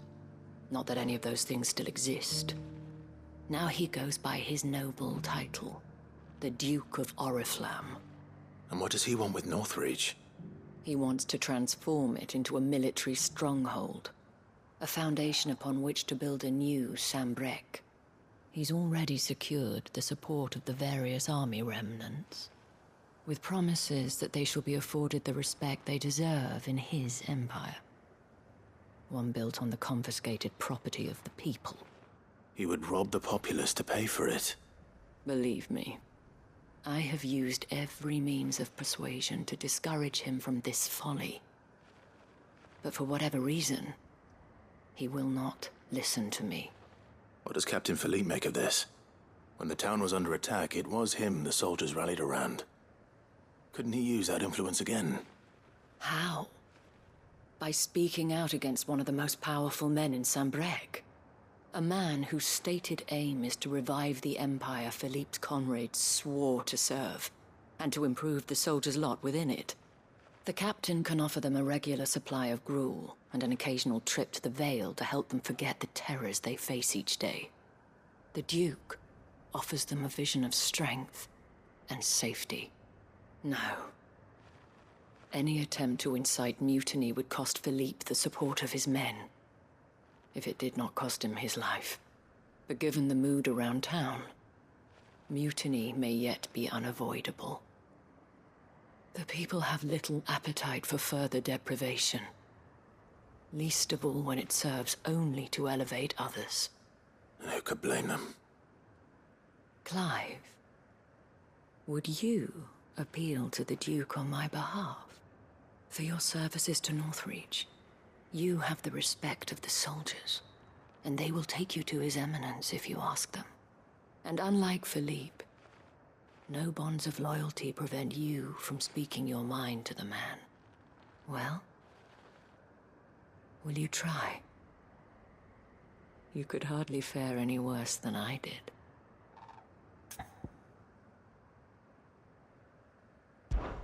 I'll see what I can do. Thank you, Clive. Tell me then, where will I find this Duke of Oriflamme? In the garrison? Overseeing the troops, yes. All right. Wish me luck.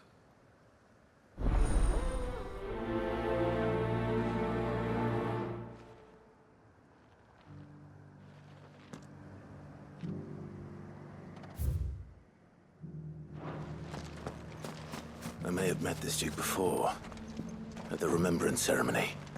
Let's hope I didn't make a strong impression.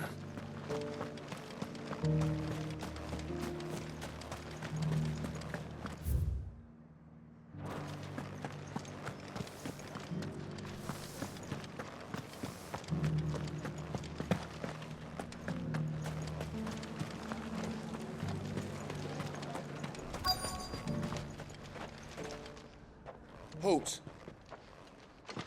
Oh, sorry about that. You're the dame's man, aren't you? You got some business with the captain? No, actually. With the Duke. I was hoping I might be able to speak with him. We're under orders not to let any civilians pass. But you should be all right. His Eminence has heard all about you and your heroics. Wait here. I'll go and ask.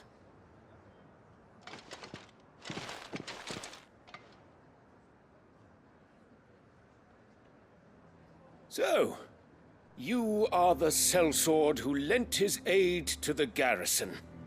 The Empire owes you a debt, and I shall see it repaid. But tell me, is it wealth that you seek, or favor? Neither, Your Eminence. I thought only to inquire about your plan to turn Northreach into a stronghold. Ah, I see. You are worried the expanded garrison will render your services redundant. Yet you needn't be. A proud fighting man like yourself shall always have a place here. Pride of place, in fact. For too long has the contribution of the noble soldier been under-reckoned. But no more. For it is they who shall see the Holy Empire rebuilt, beginning right here in Northreach. Why here, Your Eminence? The town has been fortunate enough to escape largely unscathed from the recent troubles. Her defenses are sound, and her garrison well prepared. Which is more than can be said for Oriflamme or Twinside.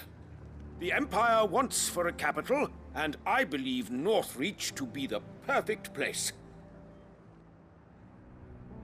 With Caer Norvent as her citadel. Once we have seen to the refortification of both the town and the castle, we need only build a wall around both to create a city that would be the envy of the twins. Plans are already underway for the construction. Soon enough, these thralls shall learn that they are no match for the might of Sanbreque. I fear you underestimate how dangerous these creatures are, Your Eminence. Should they return in force, you will need all the people of Northreach to come together in defense of the town.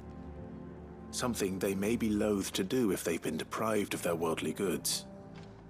The people will do as their leaders command. If Sanbreque is to be rebuilt, she will require a functioning government. One whose authority is beyond question. That is why this levy is necessary.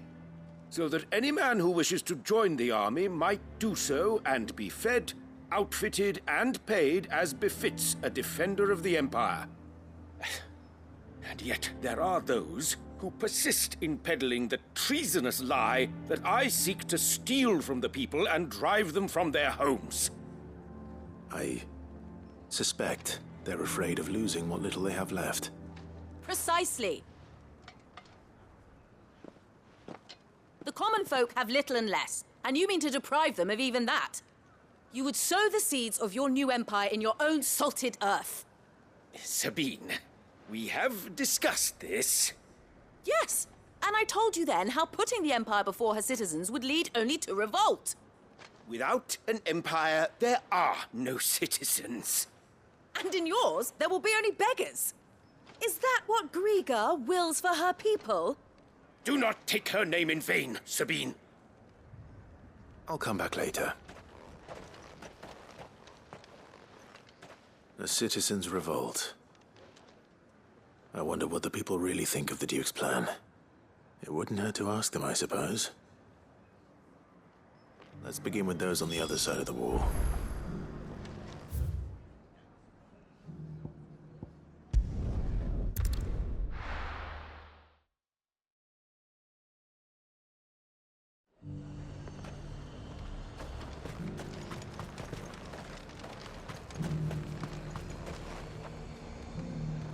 I've been hearing a lot of talk about a certain Duke. Nothing good, I'll wager. Going around acting like he owns the place. And with hardly a word to the dame. This is her town, not his. I take it you'd rather she was in charge. As far as I'm concerned, she still is. Just need his eminence to sod off back to Oriflamme.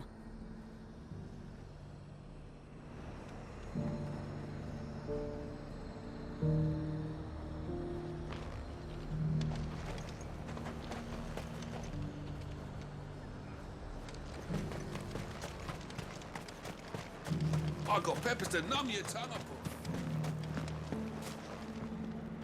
All right there. What is it you're after, sir? Just your opinion, actually. I wondered what you thought of the Duke of Oriflamme. Oh, him. Not much. None of us traders do. It's thanks to nobles like him that we had to set up shop this side of the wall in the first place. Couldn't have the rabble getting any closer to the holy capital, could they? And now he's trying to drive us out completely, threatening to take everything we got from us if we don't clear off. If the dame said she wanted him run out of town, I'd be straight through that checkpoint, tar bucket in hand.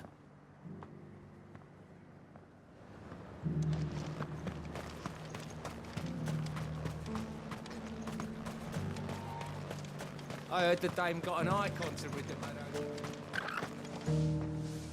A question, if you don't mind.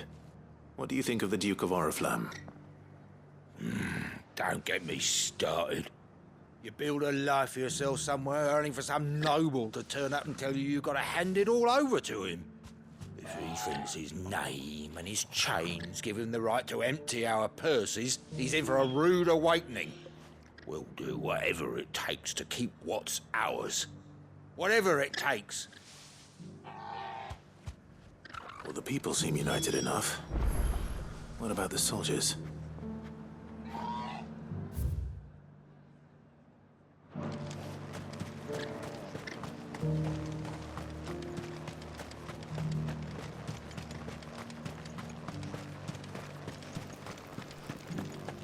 But there were ghosts at the gates, not Daisy.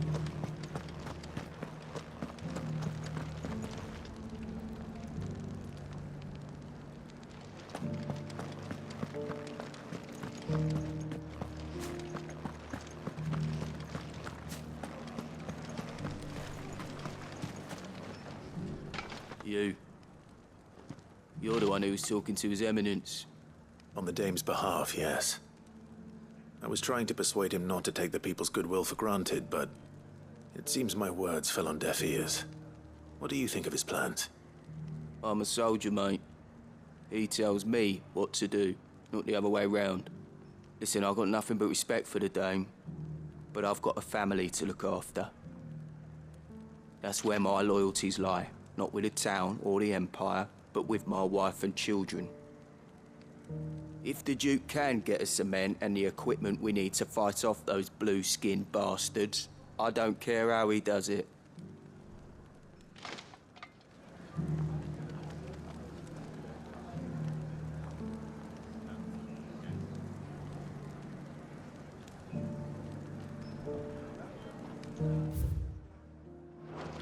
I left everything. As long as you remain, the veil. Sabine, you are embarrassing me. Embarrassing yourself. I hear the Duke of Oriflamme plans to turn this town into some sort of fortress. Do you think that's a good idea? It's not for me to say. All I know is that unless the Emperor orders me otherwise, His Eminence's word is law. Look, no one likes all these taxes and tariffs, but empires don't come for free. Once Sandbreak is back on her feet, we'll all reap the benefits.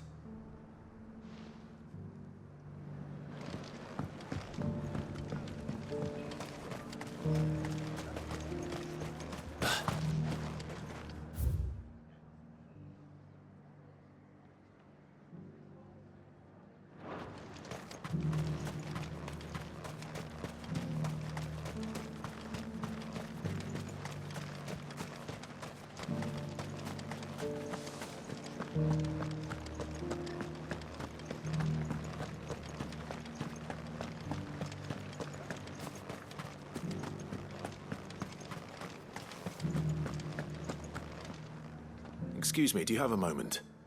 I wondered if you'd mind sharing your thoughts on the Duke of Oriflamme.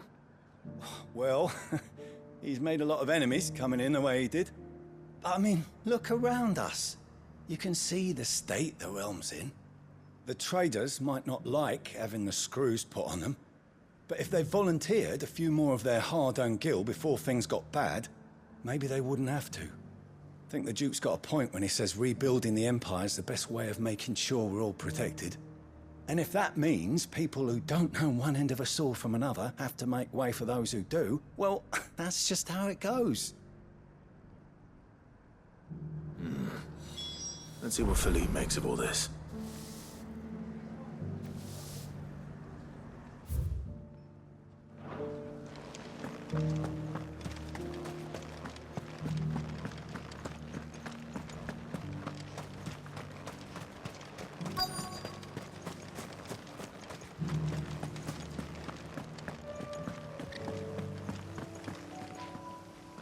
Captain, do you have a moment? For you? Certainly. Clive, wasn't it? Thank you for last time. How can I help you? I wanted to ask you about the Duke of Oriflamme. Do you intend to go along with his plan? But to tell you the truth, I'm in two minds. It's my sworn duty as a captain of the Imperial Army to obey his orders. But I can't say I agree with him. Philippe, I remember you saying that you became a soldier to protect the people you loved. The Dame included. That's right, I did. Well, she doesn't agree with the Duke's orders either. She thinks they could tear Northreach apart.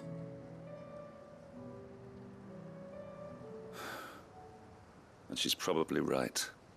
Thank you, Clive. I know what I need to do now. Protecting the people I love is what matters. Doesn't matter how. Well, duty calls, so I better go. Thanks again.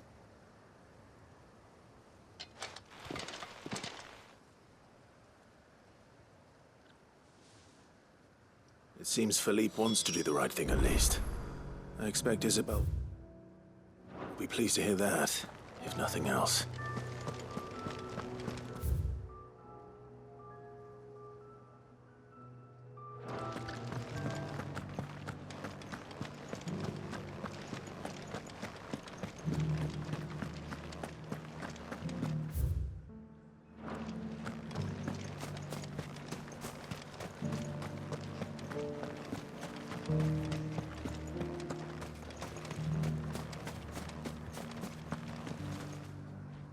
Ah, Clive.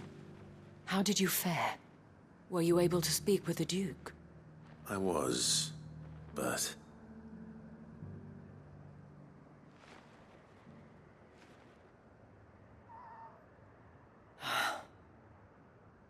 So Northreach is to be a fortress after all. Well, it will certainly help to hold back the thralls. There's no denying that. Though I doubt it will come as much consolation to the townspeople whose worldly goods are confiscated to pay for it. They deserve to be heard, Clive. To have a say in this new empire the Duke means to build.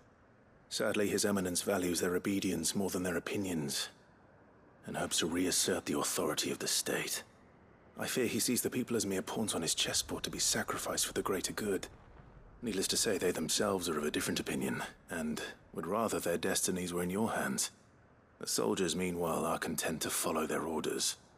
And not just because of the Duke's rank, but because of his vision. I thought as much.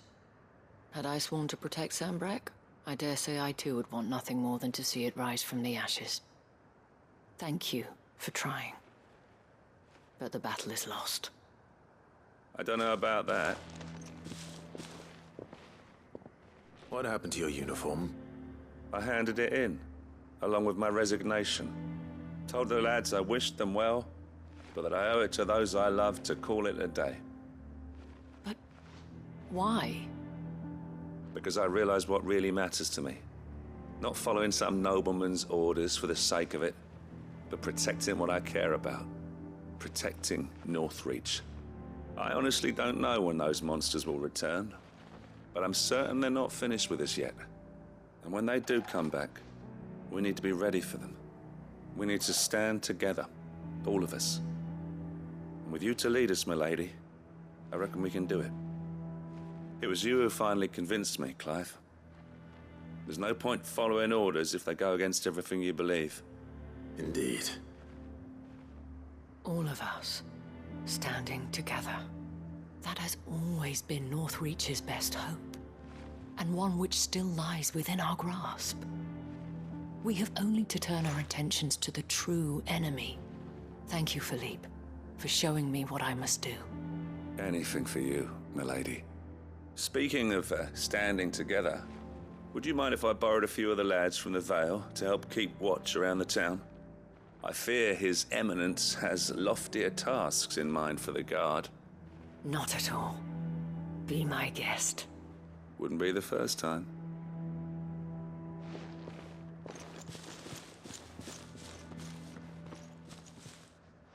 There may be hope for Northreach yet. Especially with men like you and Philippe to champion our cause. I, for my part, shall continue to work upon the Duke, in the stubborn belief that I might still tempt him into joining hands. But I suspect I shall have to call upon your aid again.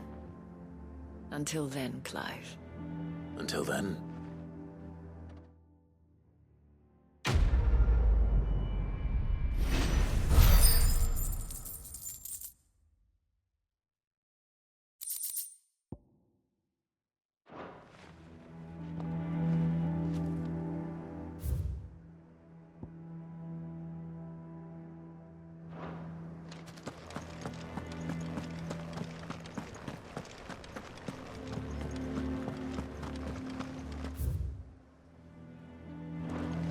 Those things I said before.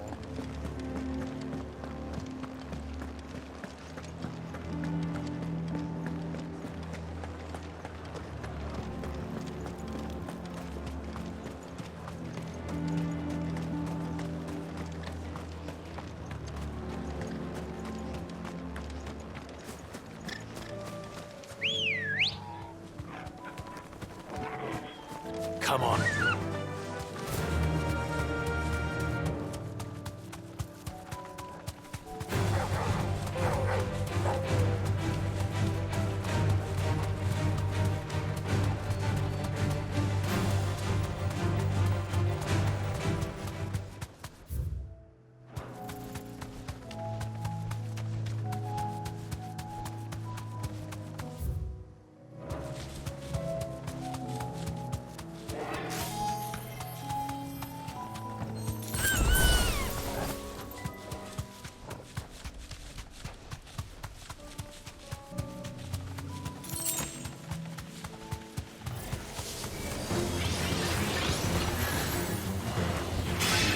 Safe.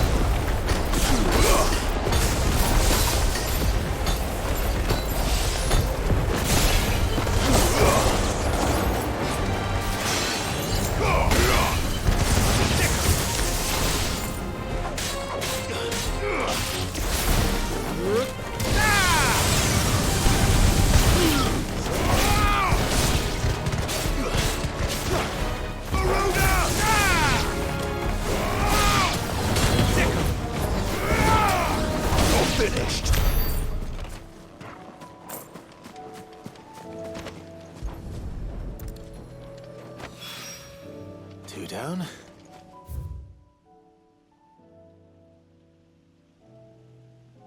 One to go.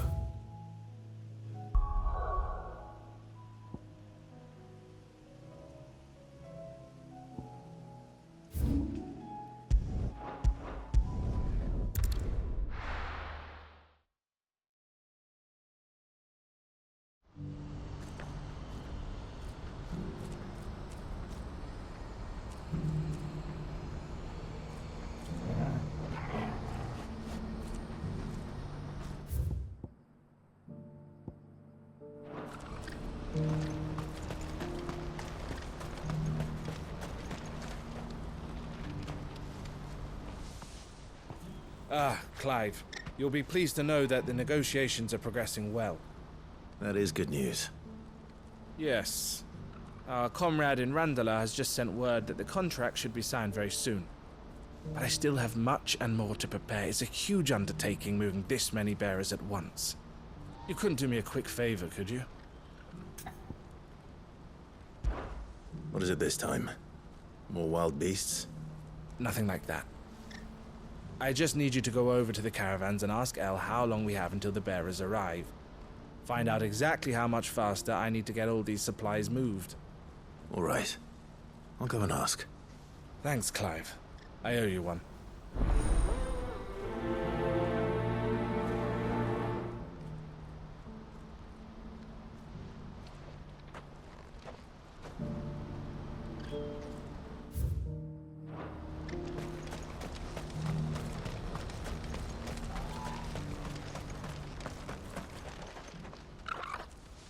Don't blame yourself, El. This is their fault, not yours. I know, but... No buts about it, all right?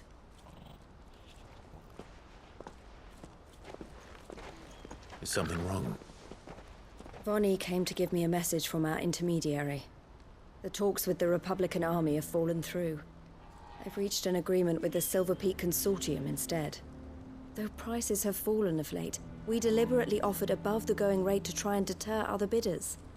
But the Consortium offered double what we did, and the army jumped at the chance. And you had no opportunity to make a counteroffer? None at all. And we were so close. El? What's happened? I saw Vonnie leaving. She didn't look happy. And with good reason.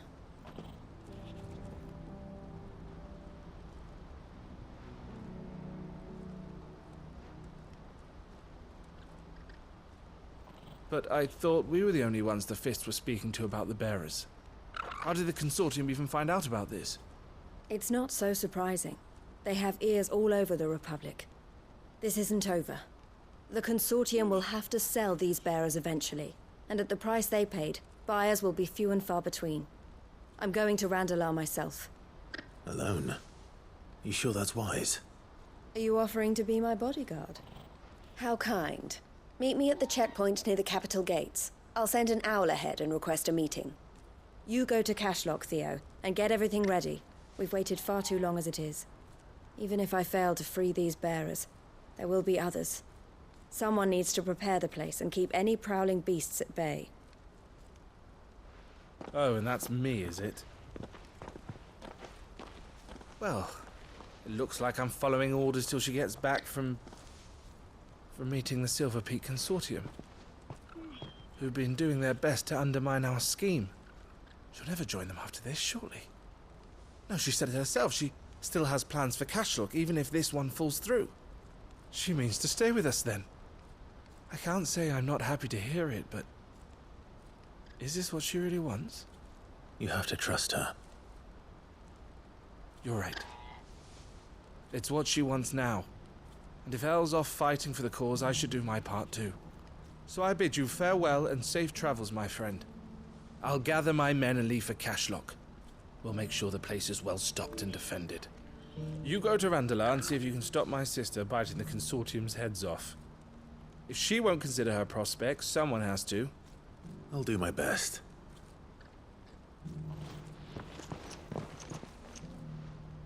All right. To Randala, then. And better not keep Eloise waiting.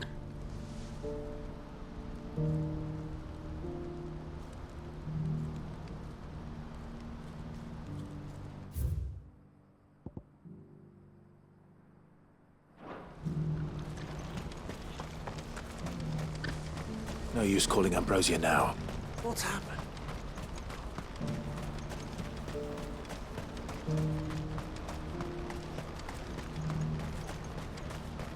What I wouldn't give for... Ambrosia won't help me here. This is the end of the way. When are they gonna let us through? This is no time to ride.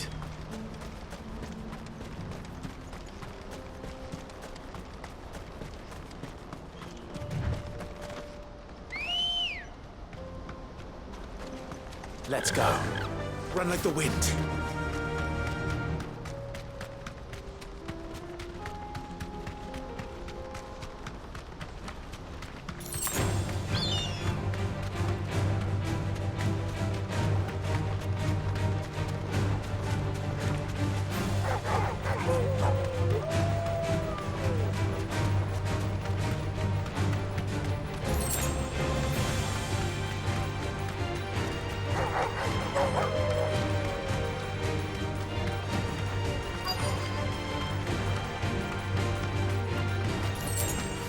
Thanks, Gal.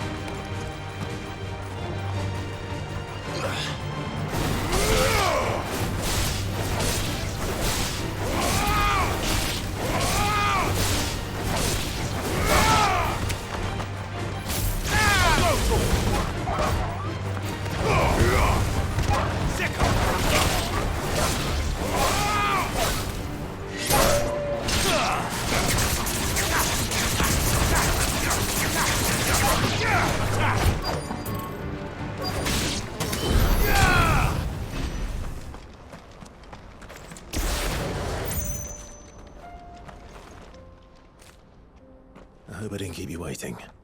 Did you arrange to speak with the Consortium? Here they are now. You wish to consult with me? I did. It's about the bearers you recently purchased from the Fist. We had all but finished making arrangements to buy them ourselves, and then you stepped into the fray. You misunderstand. The Consortium had an interest in purchasing them from the very first. It was only our regard for you that kept us from bidding. But your hesitancy in accepting our offer to you suggested that the regard was not mutual. And so we resumed our business. I did not hesitate. I am simply not inclined to make such decisions without first giving them due consideration. But what is done is done. Come then. How much do you want for them? Alas, you are too late yet again. We rarely take on such unconventional merchandise without a purchaser in mind. The bearers belong to him now. Who is your buyer? A trader from across the water. A most demanding fellow, if it's any consolation. He insisted the bearers be fed, dressed, even given their own bunks for the voyage over. That's what you get when you deal with continental types. I wouldn't know. Oh yes, the culture on the continent is quite different to ours. They pay good money for bearers not fit for the knacker's yard, and treat them like kings. But as long as they pay... That does sound unusual. No matter then. If they've already left our shores, there's little that can be done. Allow me to withdraw my interest. And with it, My interest in joining your organization. My associates will be sorry to hear that.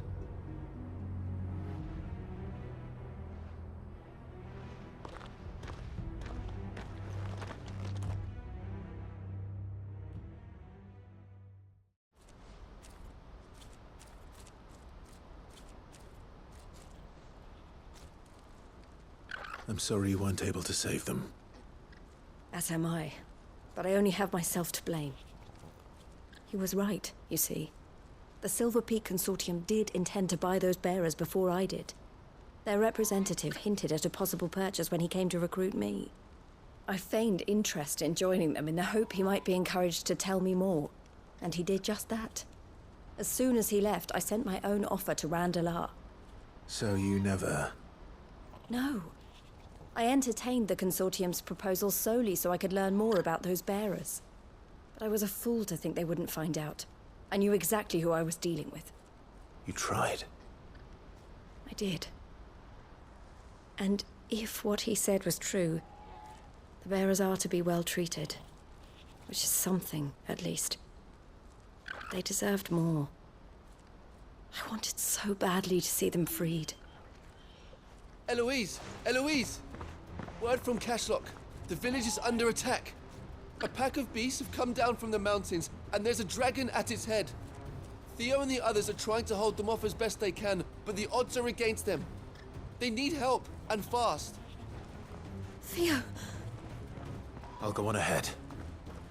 Thank you, Clive. I'll gather some men and join you there. Just... make sure he's safe.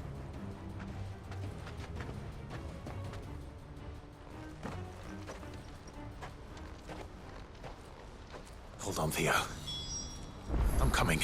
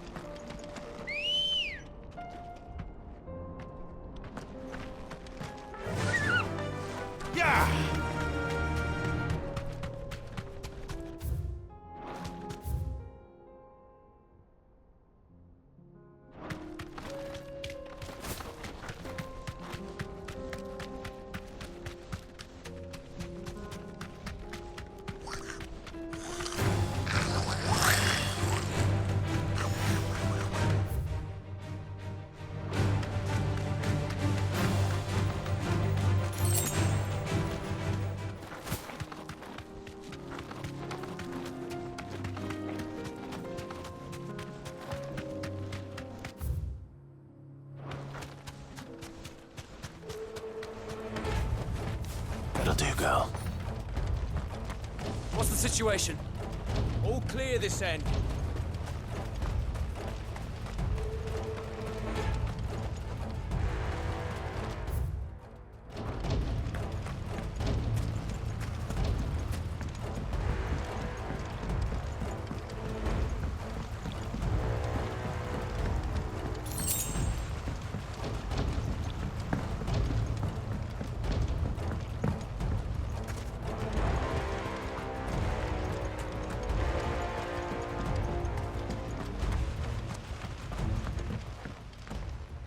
Where's Theodore? Upriver! He led the dragon that way to keep it from the village, but the whole area's flooded with aether. We just have to pray he makes it out in one piece. I can do better than that. Torgal, with me.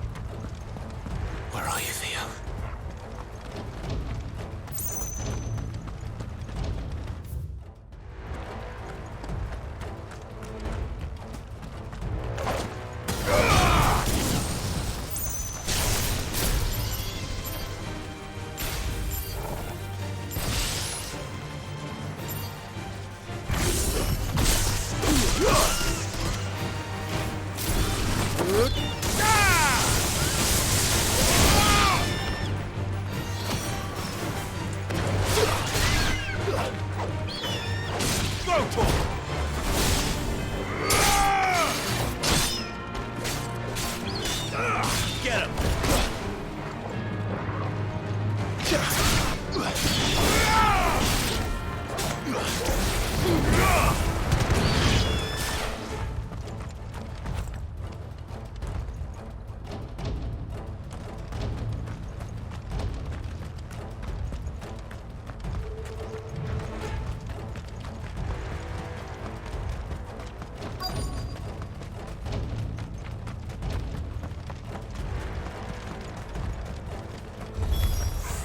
Damn it.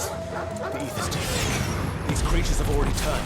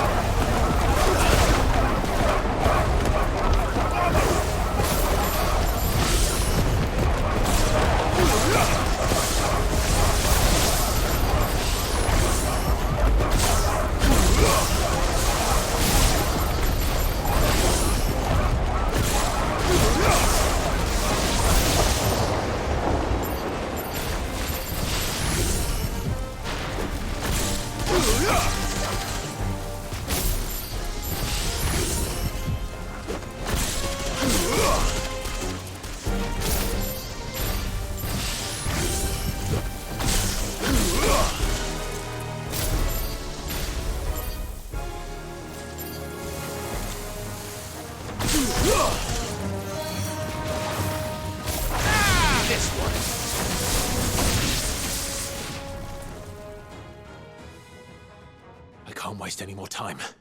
I need to find Theodore before that dragon does.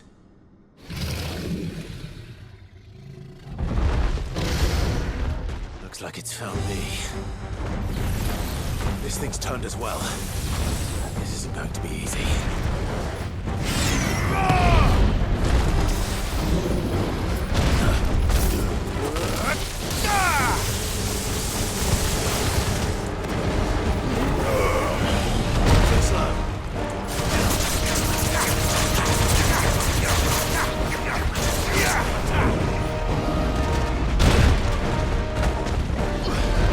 Over here!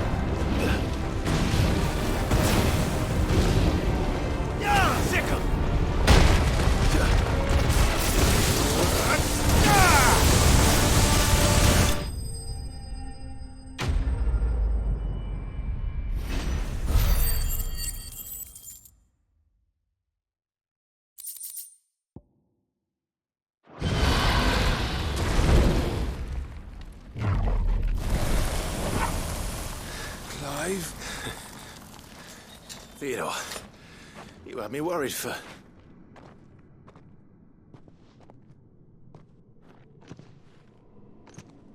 We have to get you out of here.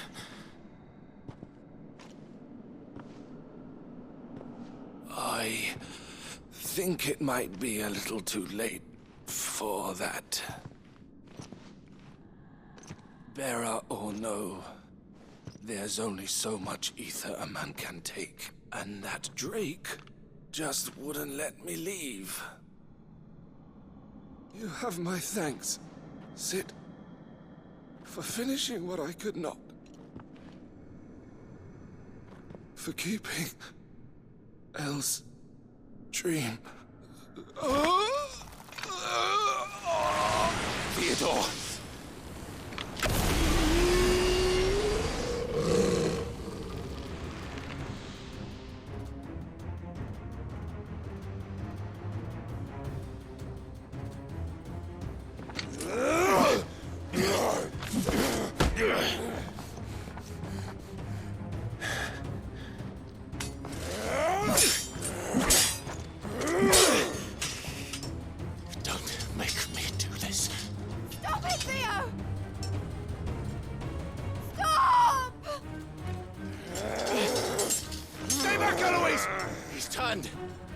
And so will you!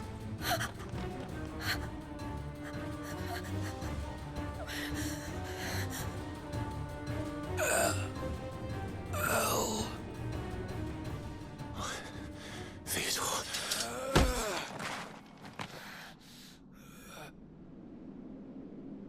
Take care of my sister. Theodore, wait. Goodbye, Elle.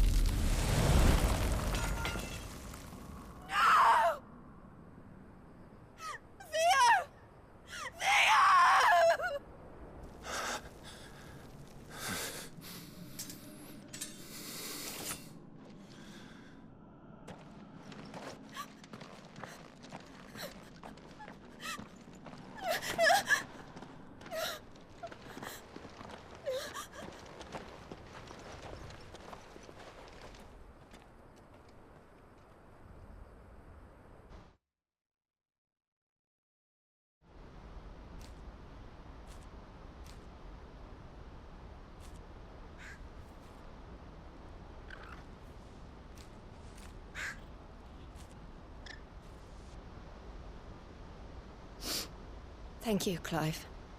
I think I'll be all right now. That was true bravery he showed. Leading the dragon away from the village like that. His first instinct was always to protect people. To put others' well-being before his own. And now he's gone. Because I sent him to that place, against his will. It wasn't against his will. He was ready to do whatever it took to show you he could stand on his own.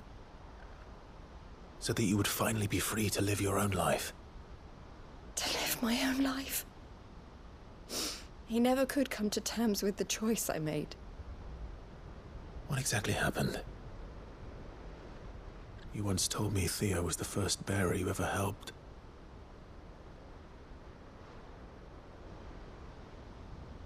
We grew up in Canva. We were born to one of the great trading houses.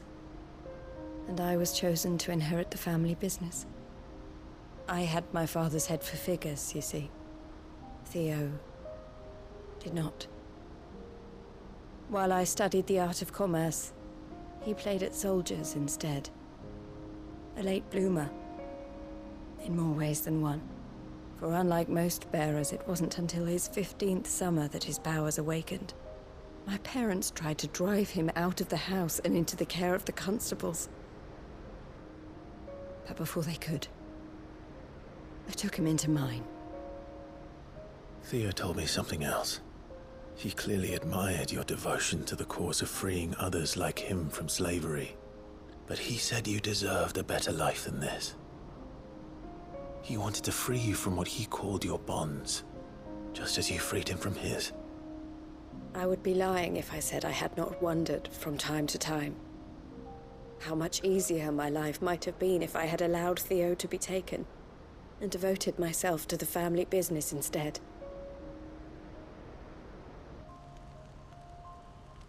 But I have never regretted the decision I made. Being with my brother meant more to me than tradition or reputation.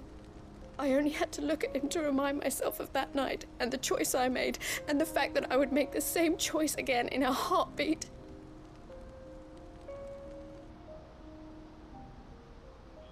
He was never a burden. How could he even think that? If anything, I was the one who weighed him down. You weren't, Eloise. He said it himself, that he had always been grateful to you for saving him, and that he wanted to repay you by letting you live the life you were denied. Neither you nor Theo weighed each other down. You loved one another. You did whatever was necessary to continue living your lives together, and you always would have. You're right. All I ever wanted, all I ever did, it was so we could be together. Oh, Theo, why did you have to...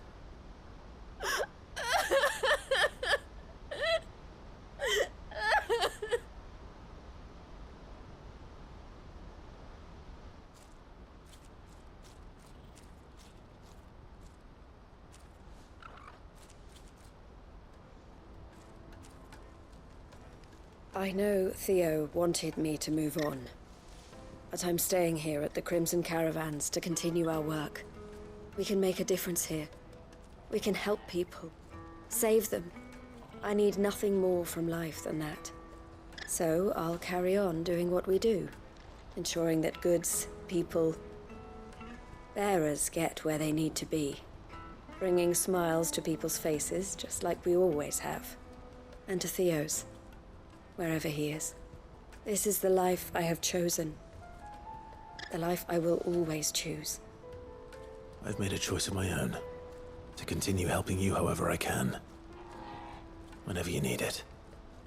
Thank you, Clive. Let's go on together then. For Theodore.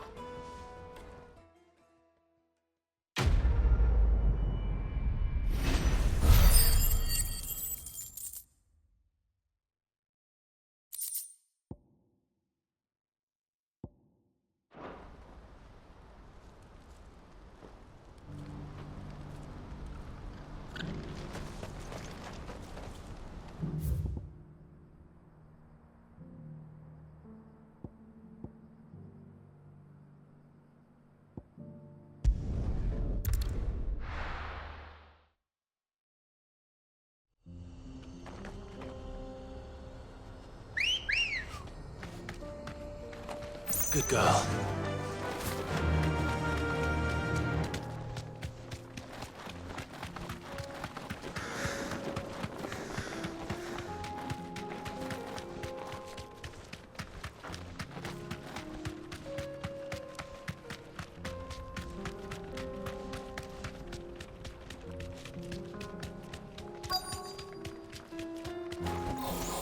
Don't get surrounded.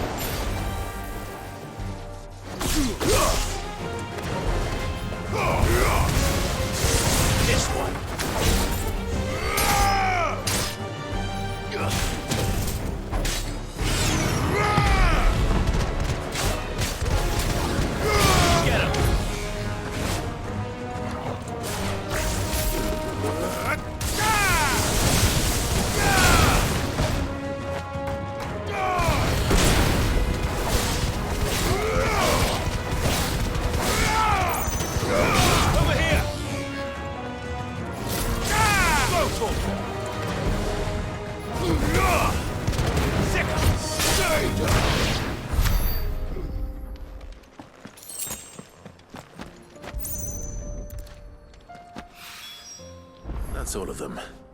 Owain can uncross his toes now.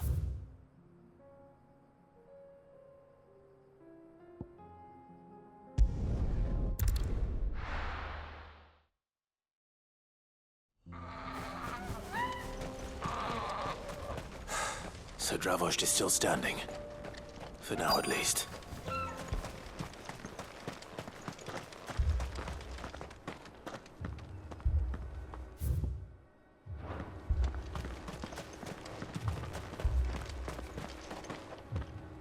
Clive! You're here! And the Akashic? Mostly off to the north still. But I spoke to Doris's scouts and it turns out things are worse than I thought. There's swarms of them out there. Told old Snotty to be ready to seal the north gate. That should buy us some time if we need it. Enough for the villagers to barricade themselves inside their homes at least. Well done. Welcome back, Sid. I'd never have guessed, you know. Not if August hadn't let slip. Who'd have thought that the savior of Dravost would turn out to be the realm's most infamous outlaw? Keen to help us out again? I am. Thought you could sneak off without me, did ya? Blackthorn. Oh, what are you doing here? One of the scouts couldn't keep his voice down. Unlike my best mate who didn't think I deserved to know. Zoldan, how long's it been? Long enough for us two to turn into a pair of old codgers, I see. That your idea of an apology? Prick. Don't listen to him. You only did what you thought was best. For the village and that. I did, yeah. But that ain't the whole of it. Vulcan, our master, didn't leave the chiefdom to the two of us. He left it to me. The best blacksmith in Dravost, barring himself, of course. Bloody stupid tradition, in my opinion. If someone's got talent, you should let them practice their craft, not ask them to settle petty feuds and barter for grain. Our master wasted half his life that way. I wasn't about to let that happen to me. So you wasted half of mine instead? You're what Dravost needed. Under me and my precious ideals, this place wouldn't have lasted a year. So I left to devote myself to the work and spare you lot the consequences.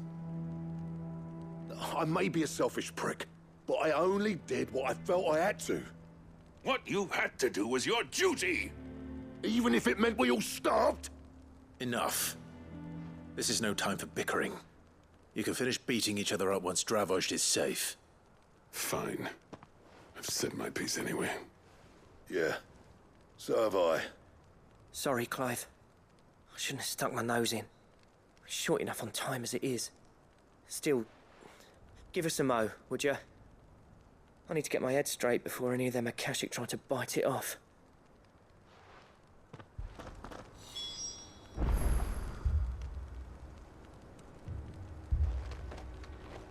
You, ready for the off, then?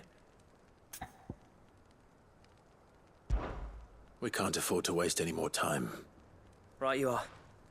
Might be worth having one last word with the scouts, though. Don't want any nasty surprises, do we? Oh, and Blackthorn, you and Zoltan might be better off staying inside the... Akashic on the move. How close are they? Within sight of the walls, and there are more coming up from the mines. What was I saying about nasty surprises? They'll wash right over us if we stay out in the open. We're pulling back behind the gates. Good idea. Get yourselves inside, but keep your weapons handy. Understood.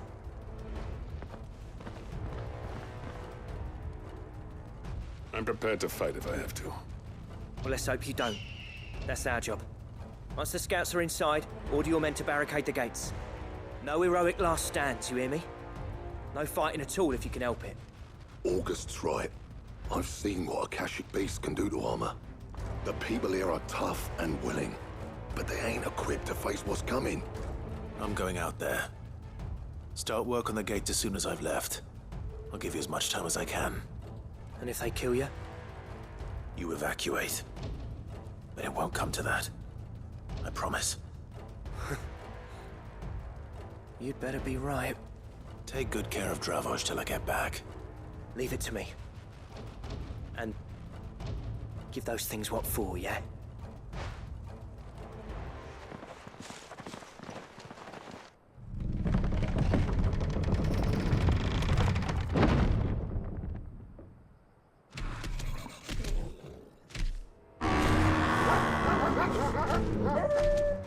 All right. Which one of you's first? Garuda!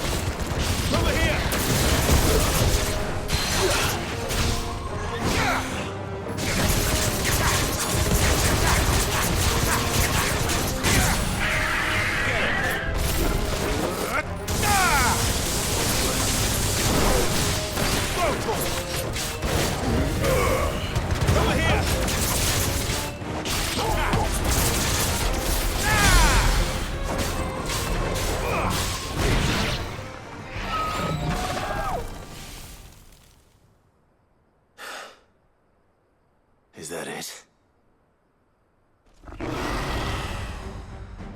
Apparently not.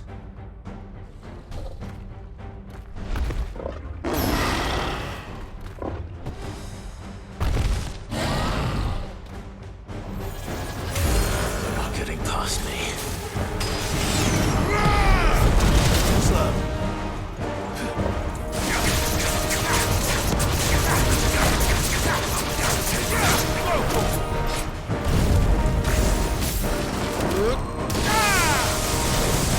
Over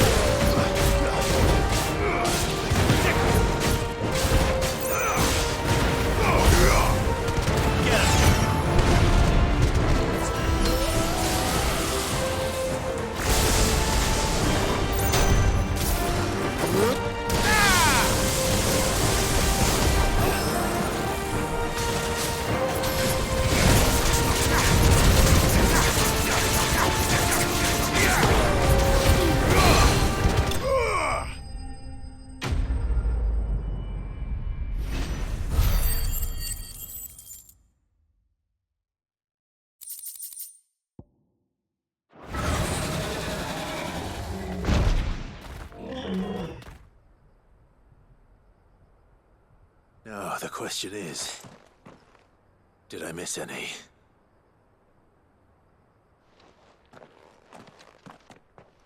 Man alive! You're still in one piece! I slew as many as I could. As many as I could, he says. The old bleeding lot, more like it. Well, almost. Only almost. Yeah, one or two did try to sneak over the wall. But we got the bastards, don't you worry. Good. Though you do know, more will come in time. In time, yeah. But we can think about them later. Let's get you back inside.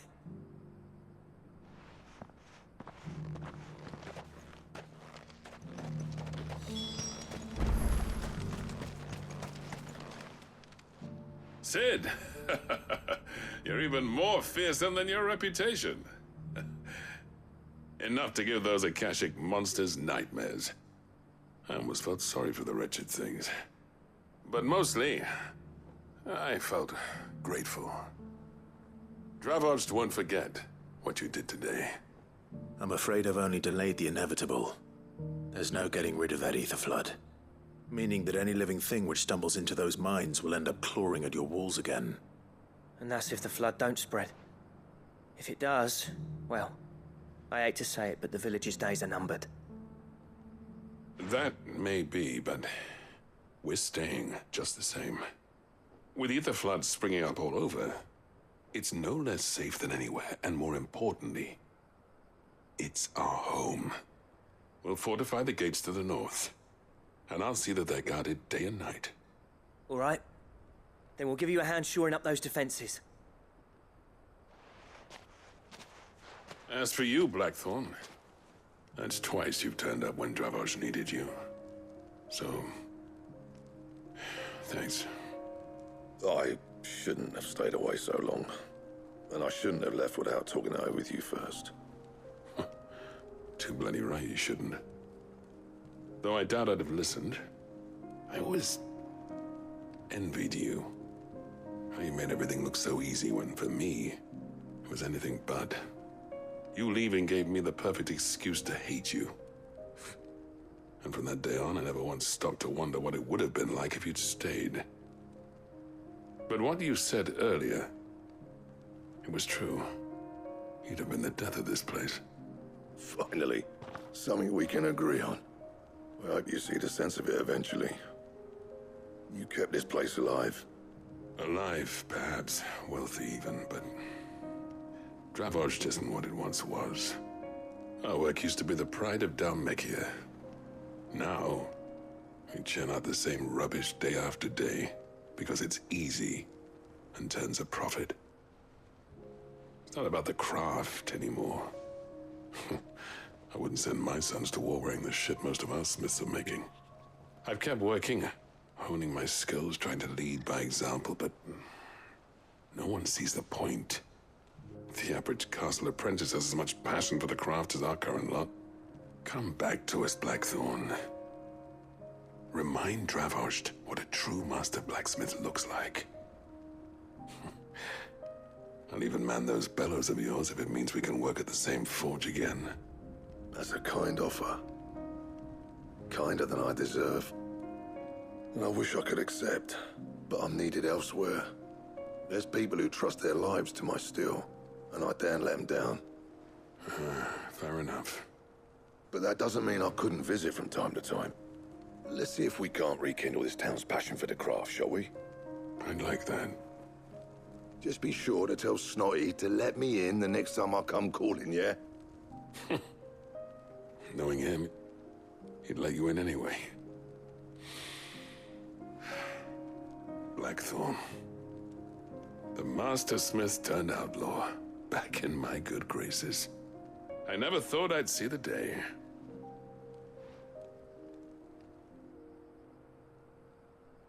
I'd say that went pretty well, wouldn't you? Even better than I'd hoped. Sid, I've got something for you.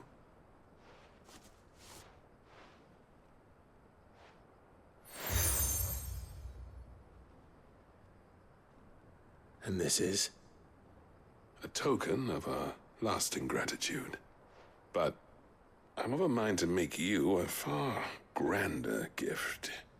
Designs for a certain sword have been passed down from chief to chief for generations. Now hold on, Zoltan. There's a reason no one's made that blade in centuries. There's not been a craftsman equal to the task. I'll admit your cinders make impressive steel, and I've learned to own an edge Odin will be proud of. But the engravings on that thing are enough to make a jeweler cry. And they're not just for show, either. Have you forgotten what brought you back to Davosd in the first place? A certain ring? I knew I'd never surpass you with a hammer and tongs. So I turned my hand to a different kind of metalwork. Between the two of us, I'd say we're the equal of any master craftsman ever to have graced a forge.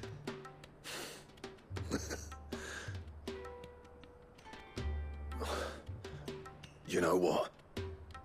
I think you might be right. Clive, you wouldn't mind if Zoltan came back to the Hideaway, would you? He's more than welcome. As long as he can keep our secret. Right. Zoltan, get your tools. We've got a legend to forge.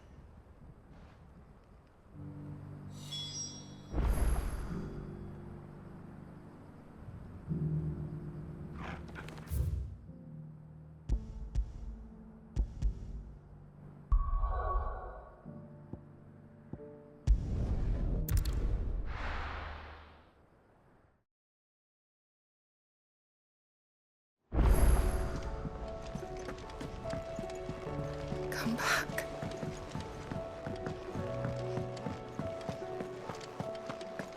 Oh, don't tell me we've run out of Papio nuts at all. Ah, the man himself. We were just about to make a start on that sword I promised you. It's funny, but none of this would have been possible without your help. You remember Camille? We'll be using his leatherwork for the grip. The steel, meanwhile, will be tempered in a fire, burning the cinders you charmed out of old Zoltan here. And that whetstone from the Outer Isles, that'll be what gives the blade its edge. And the final flourish will be my talented colleagues' engraving. A team effort led by the greatest blacksmith alive. Now, save that talk till the thing's finished, yeah? Right. I'm ready if you are. To the bellows it is, then.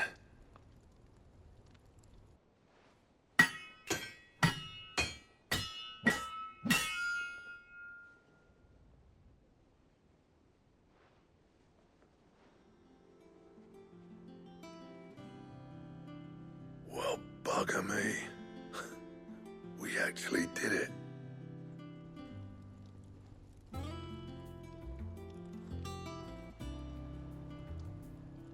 The sword to end all swords. Ragnarok. It's quite something. I, trust you'll take good care of it. Thank you. Both of you. So, does this make you pair the greatest craftsman alive, then? This? Nah. This was just following the footsteps of the greats of old. It'll take more than that to earn us our place in history. But we're up for the challenge. Here. A list of materials. Zoltan and I got talking on the long road back from Davosd. We reckon with those items there, we could craft something even better than the Ragnarok. Something worthy of a legendary outlaw like yourself. That's a weapon I'd like to see. You leave this list with me. I was hoping you'd say that. One legend at a time, eh, lads? Before you start on the next, who fancies raising a cup to friendship reforged? Good idea. No more drinking to forget my past. It's about time I had something to celebrate. Then tap the kegs! Vulcan's boys are on their way!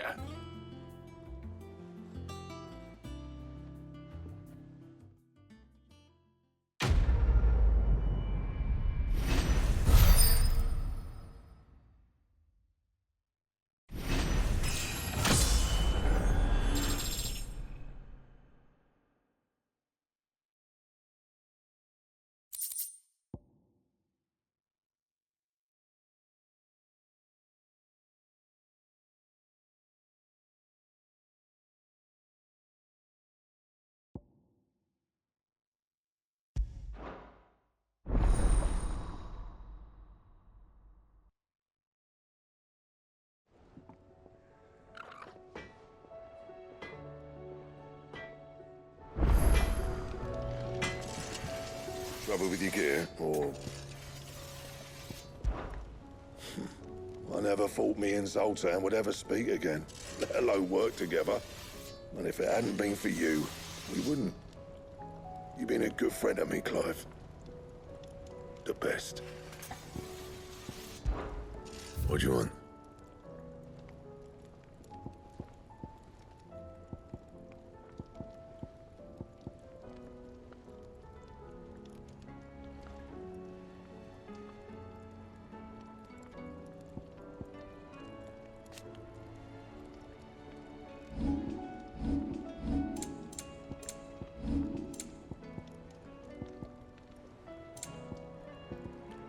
That it?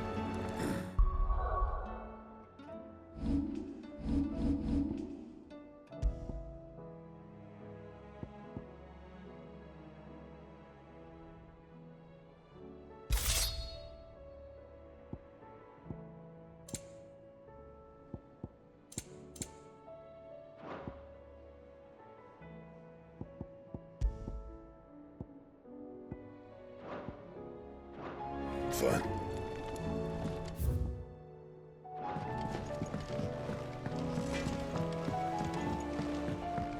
Have you tried Molly's lemon tarts?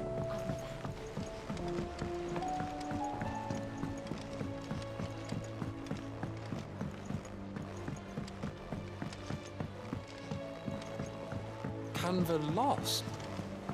It can't be true. Miss, can we read Miss Editor's story for our lesson today?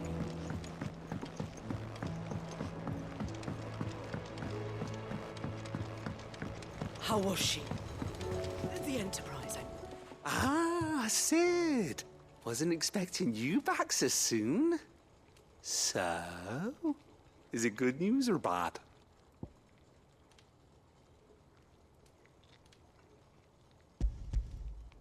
Good, thankfully. Here.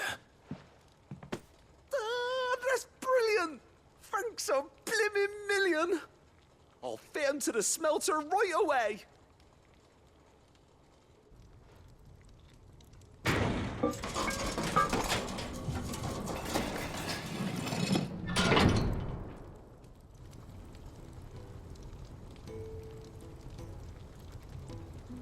May I present to you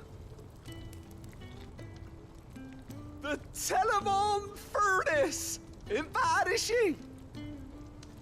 She's a beauty. You saved my bacon again, Sid, and I ain't about to let your good deed go unrewarded. It's fine, really. My bag's flexible enough already. Oh, don't say that. I'm sure I can make a few improvements to it yet. You could just buy me a bigger... How about that clasp? Looks a bit stiff. Reckon you could loosen it up and make some more room? And I reckon I know how. With a new alloy we've been working on. The Telemon Furnace was just what we needed to perfect it. It's a metal, see? So it's lovely and strong, but it's also, well, stretchy, if you can believe it. Stretchy metal. Well, if you insist. That is the spirit. You'll love it, I promise.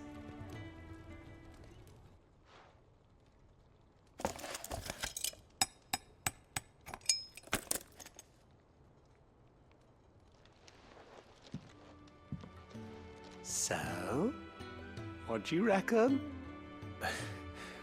It's actually quite ingenious. Thank you, Owain. Shh, don't mention it. You earned it. And I wanted to get some practice in using that metal anyway. Reckon we'll have all kinds of uses for it around the hideaway. Can't think of any right now, but that's our job, innit? Dreaming up new ways to make life easier around here. Maybe even out there, too. One day, the whole world's gonna know about the inventions you've helped us put together. That bag of yours will be the first of many. You mark my words. They'll hardly believe their eyes, I'm sure.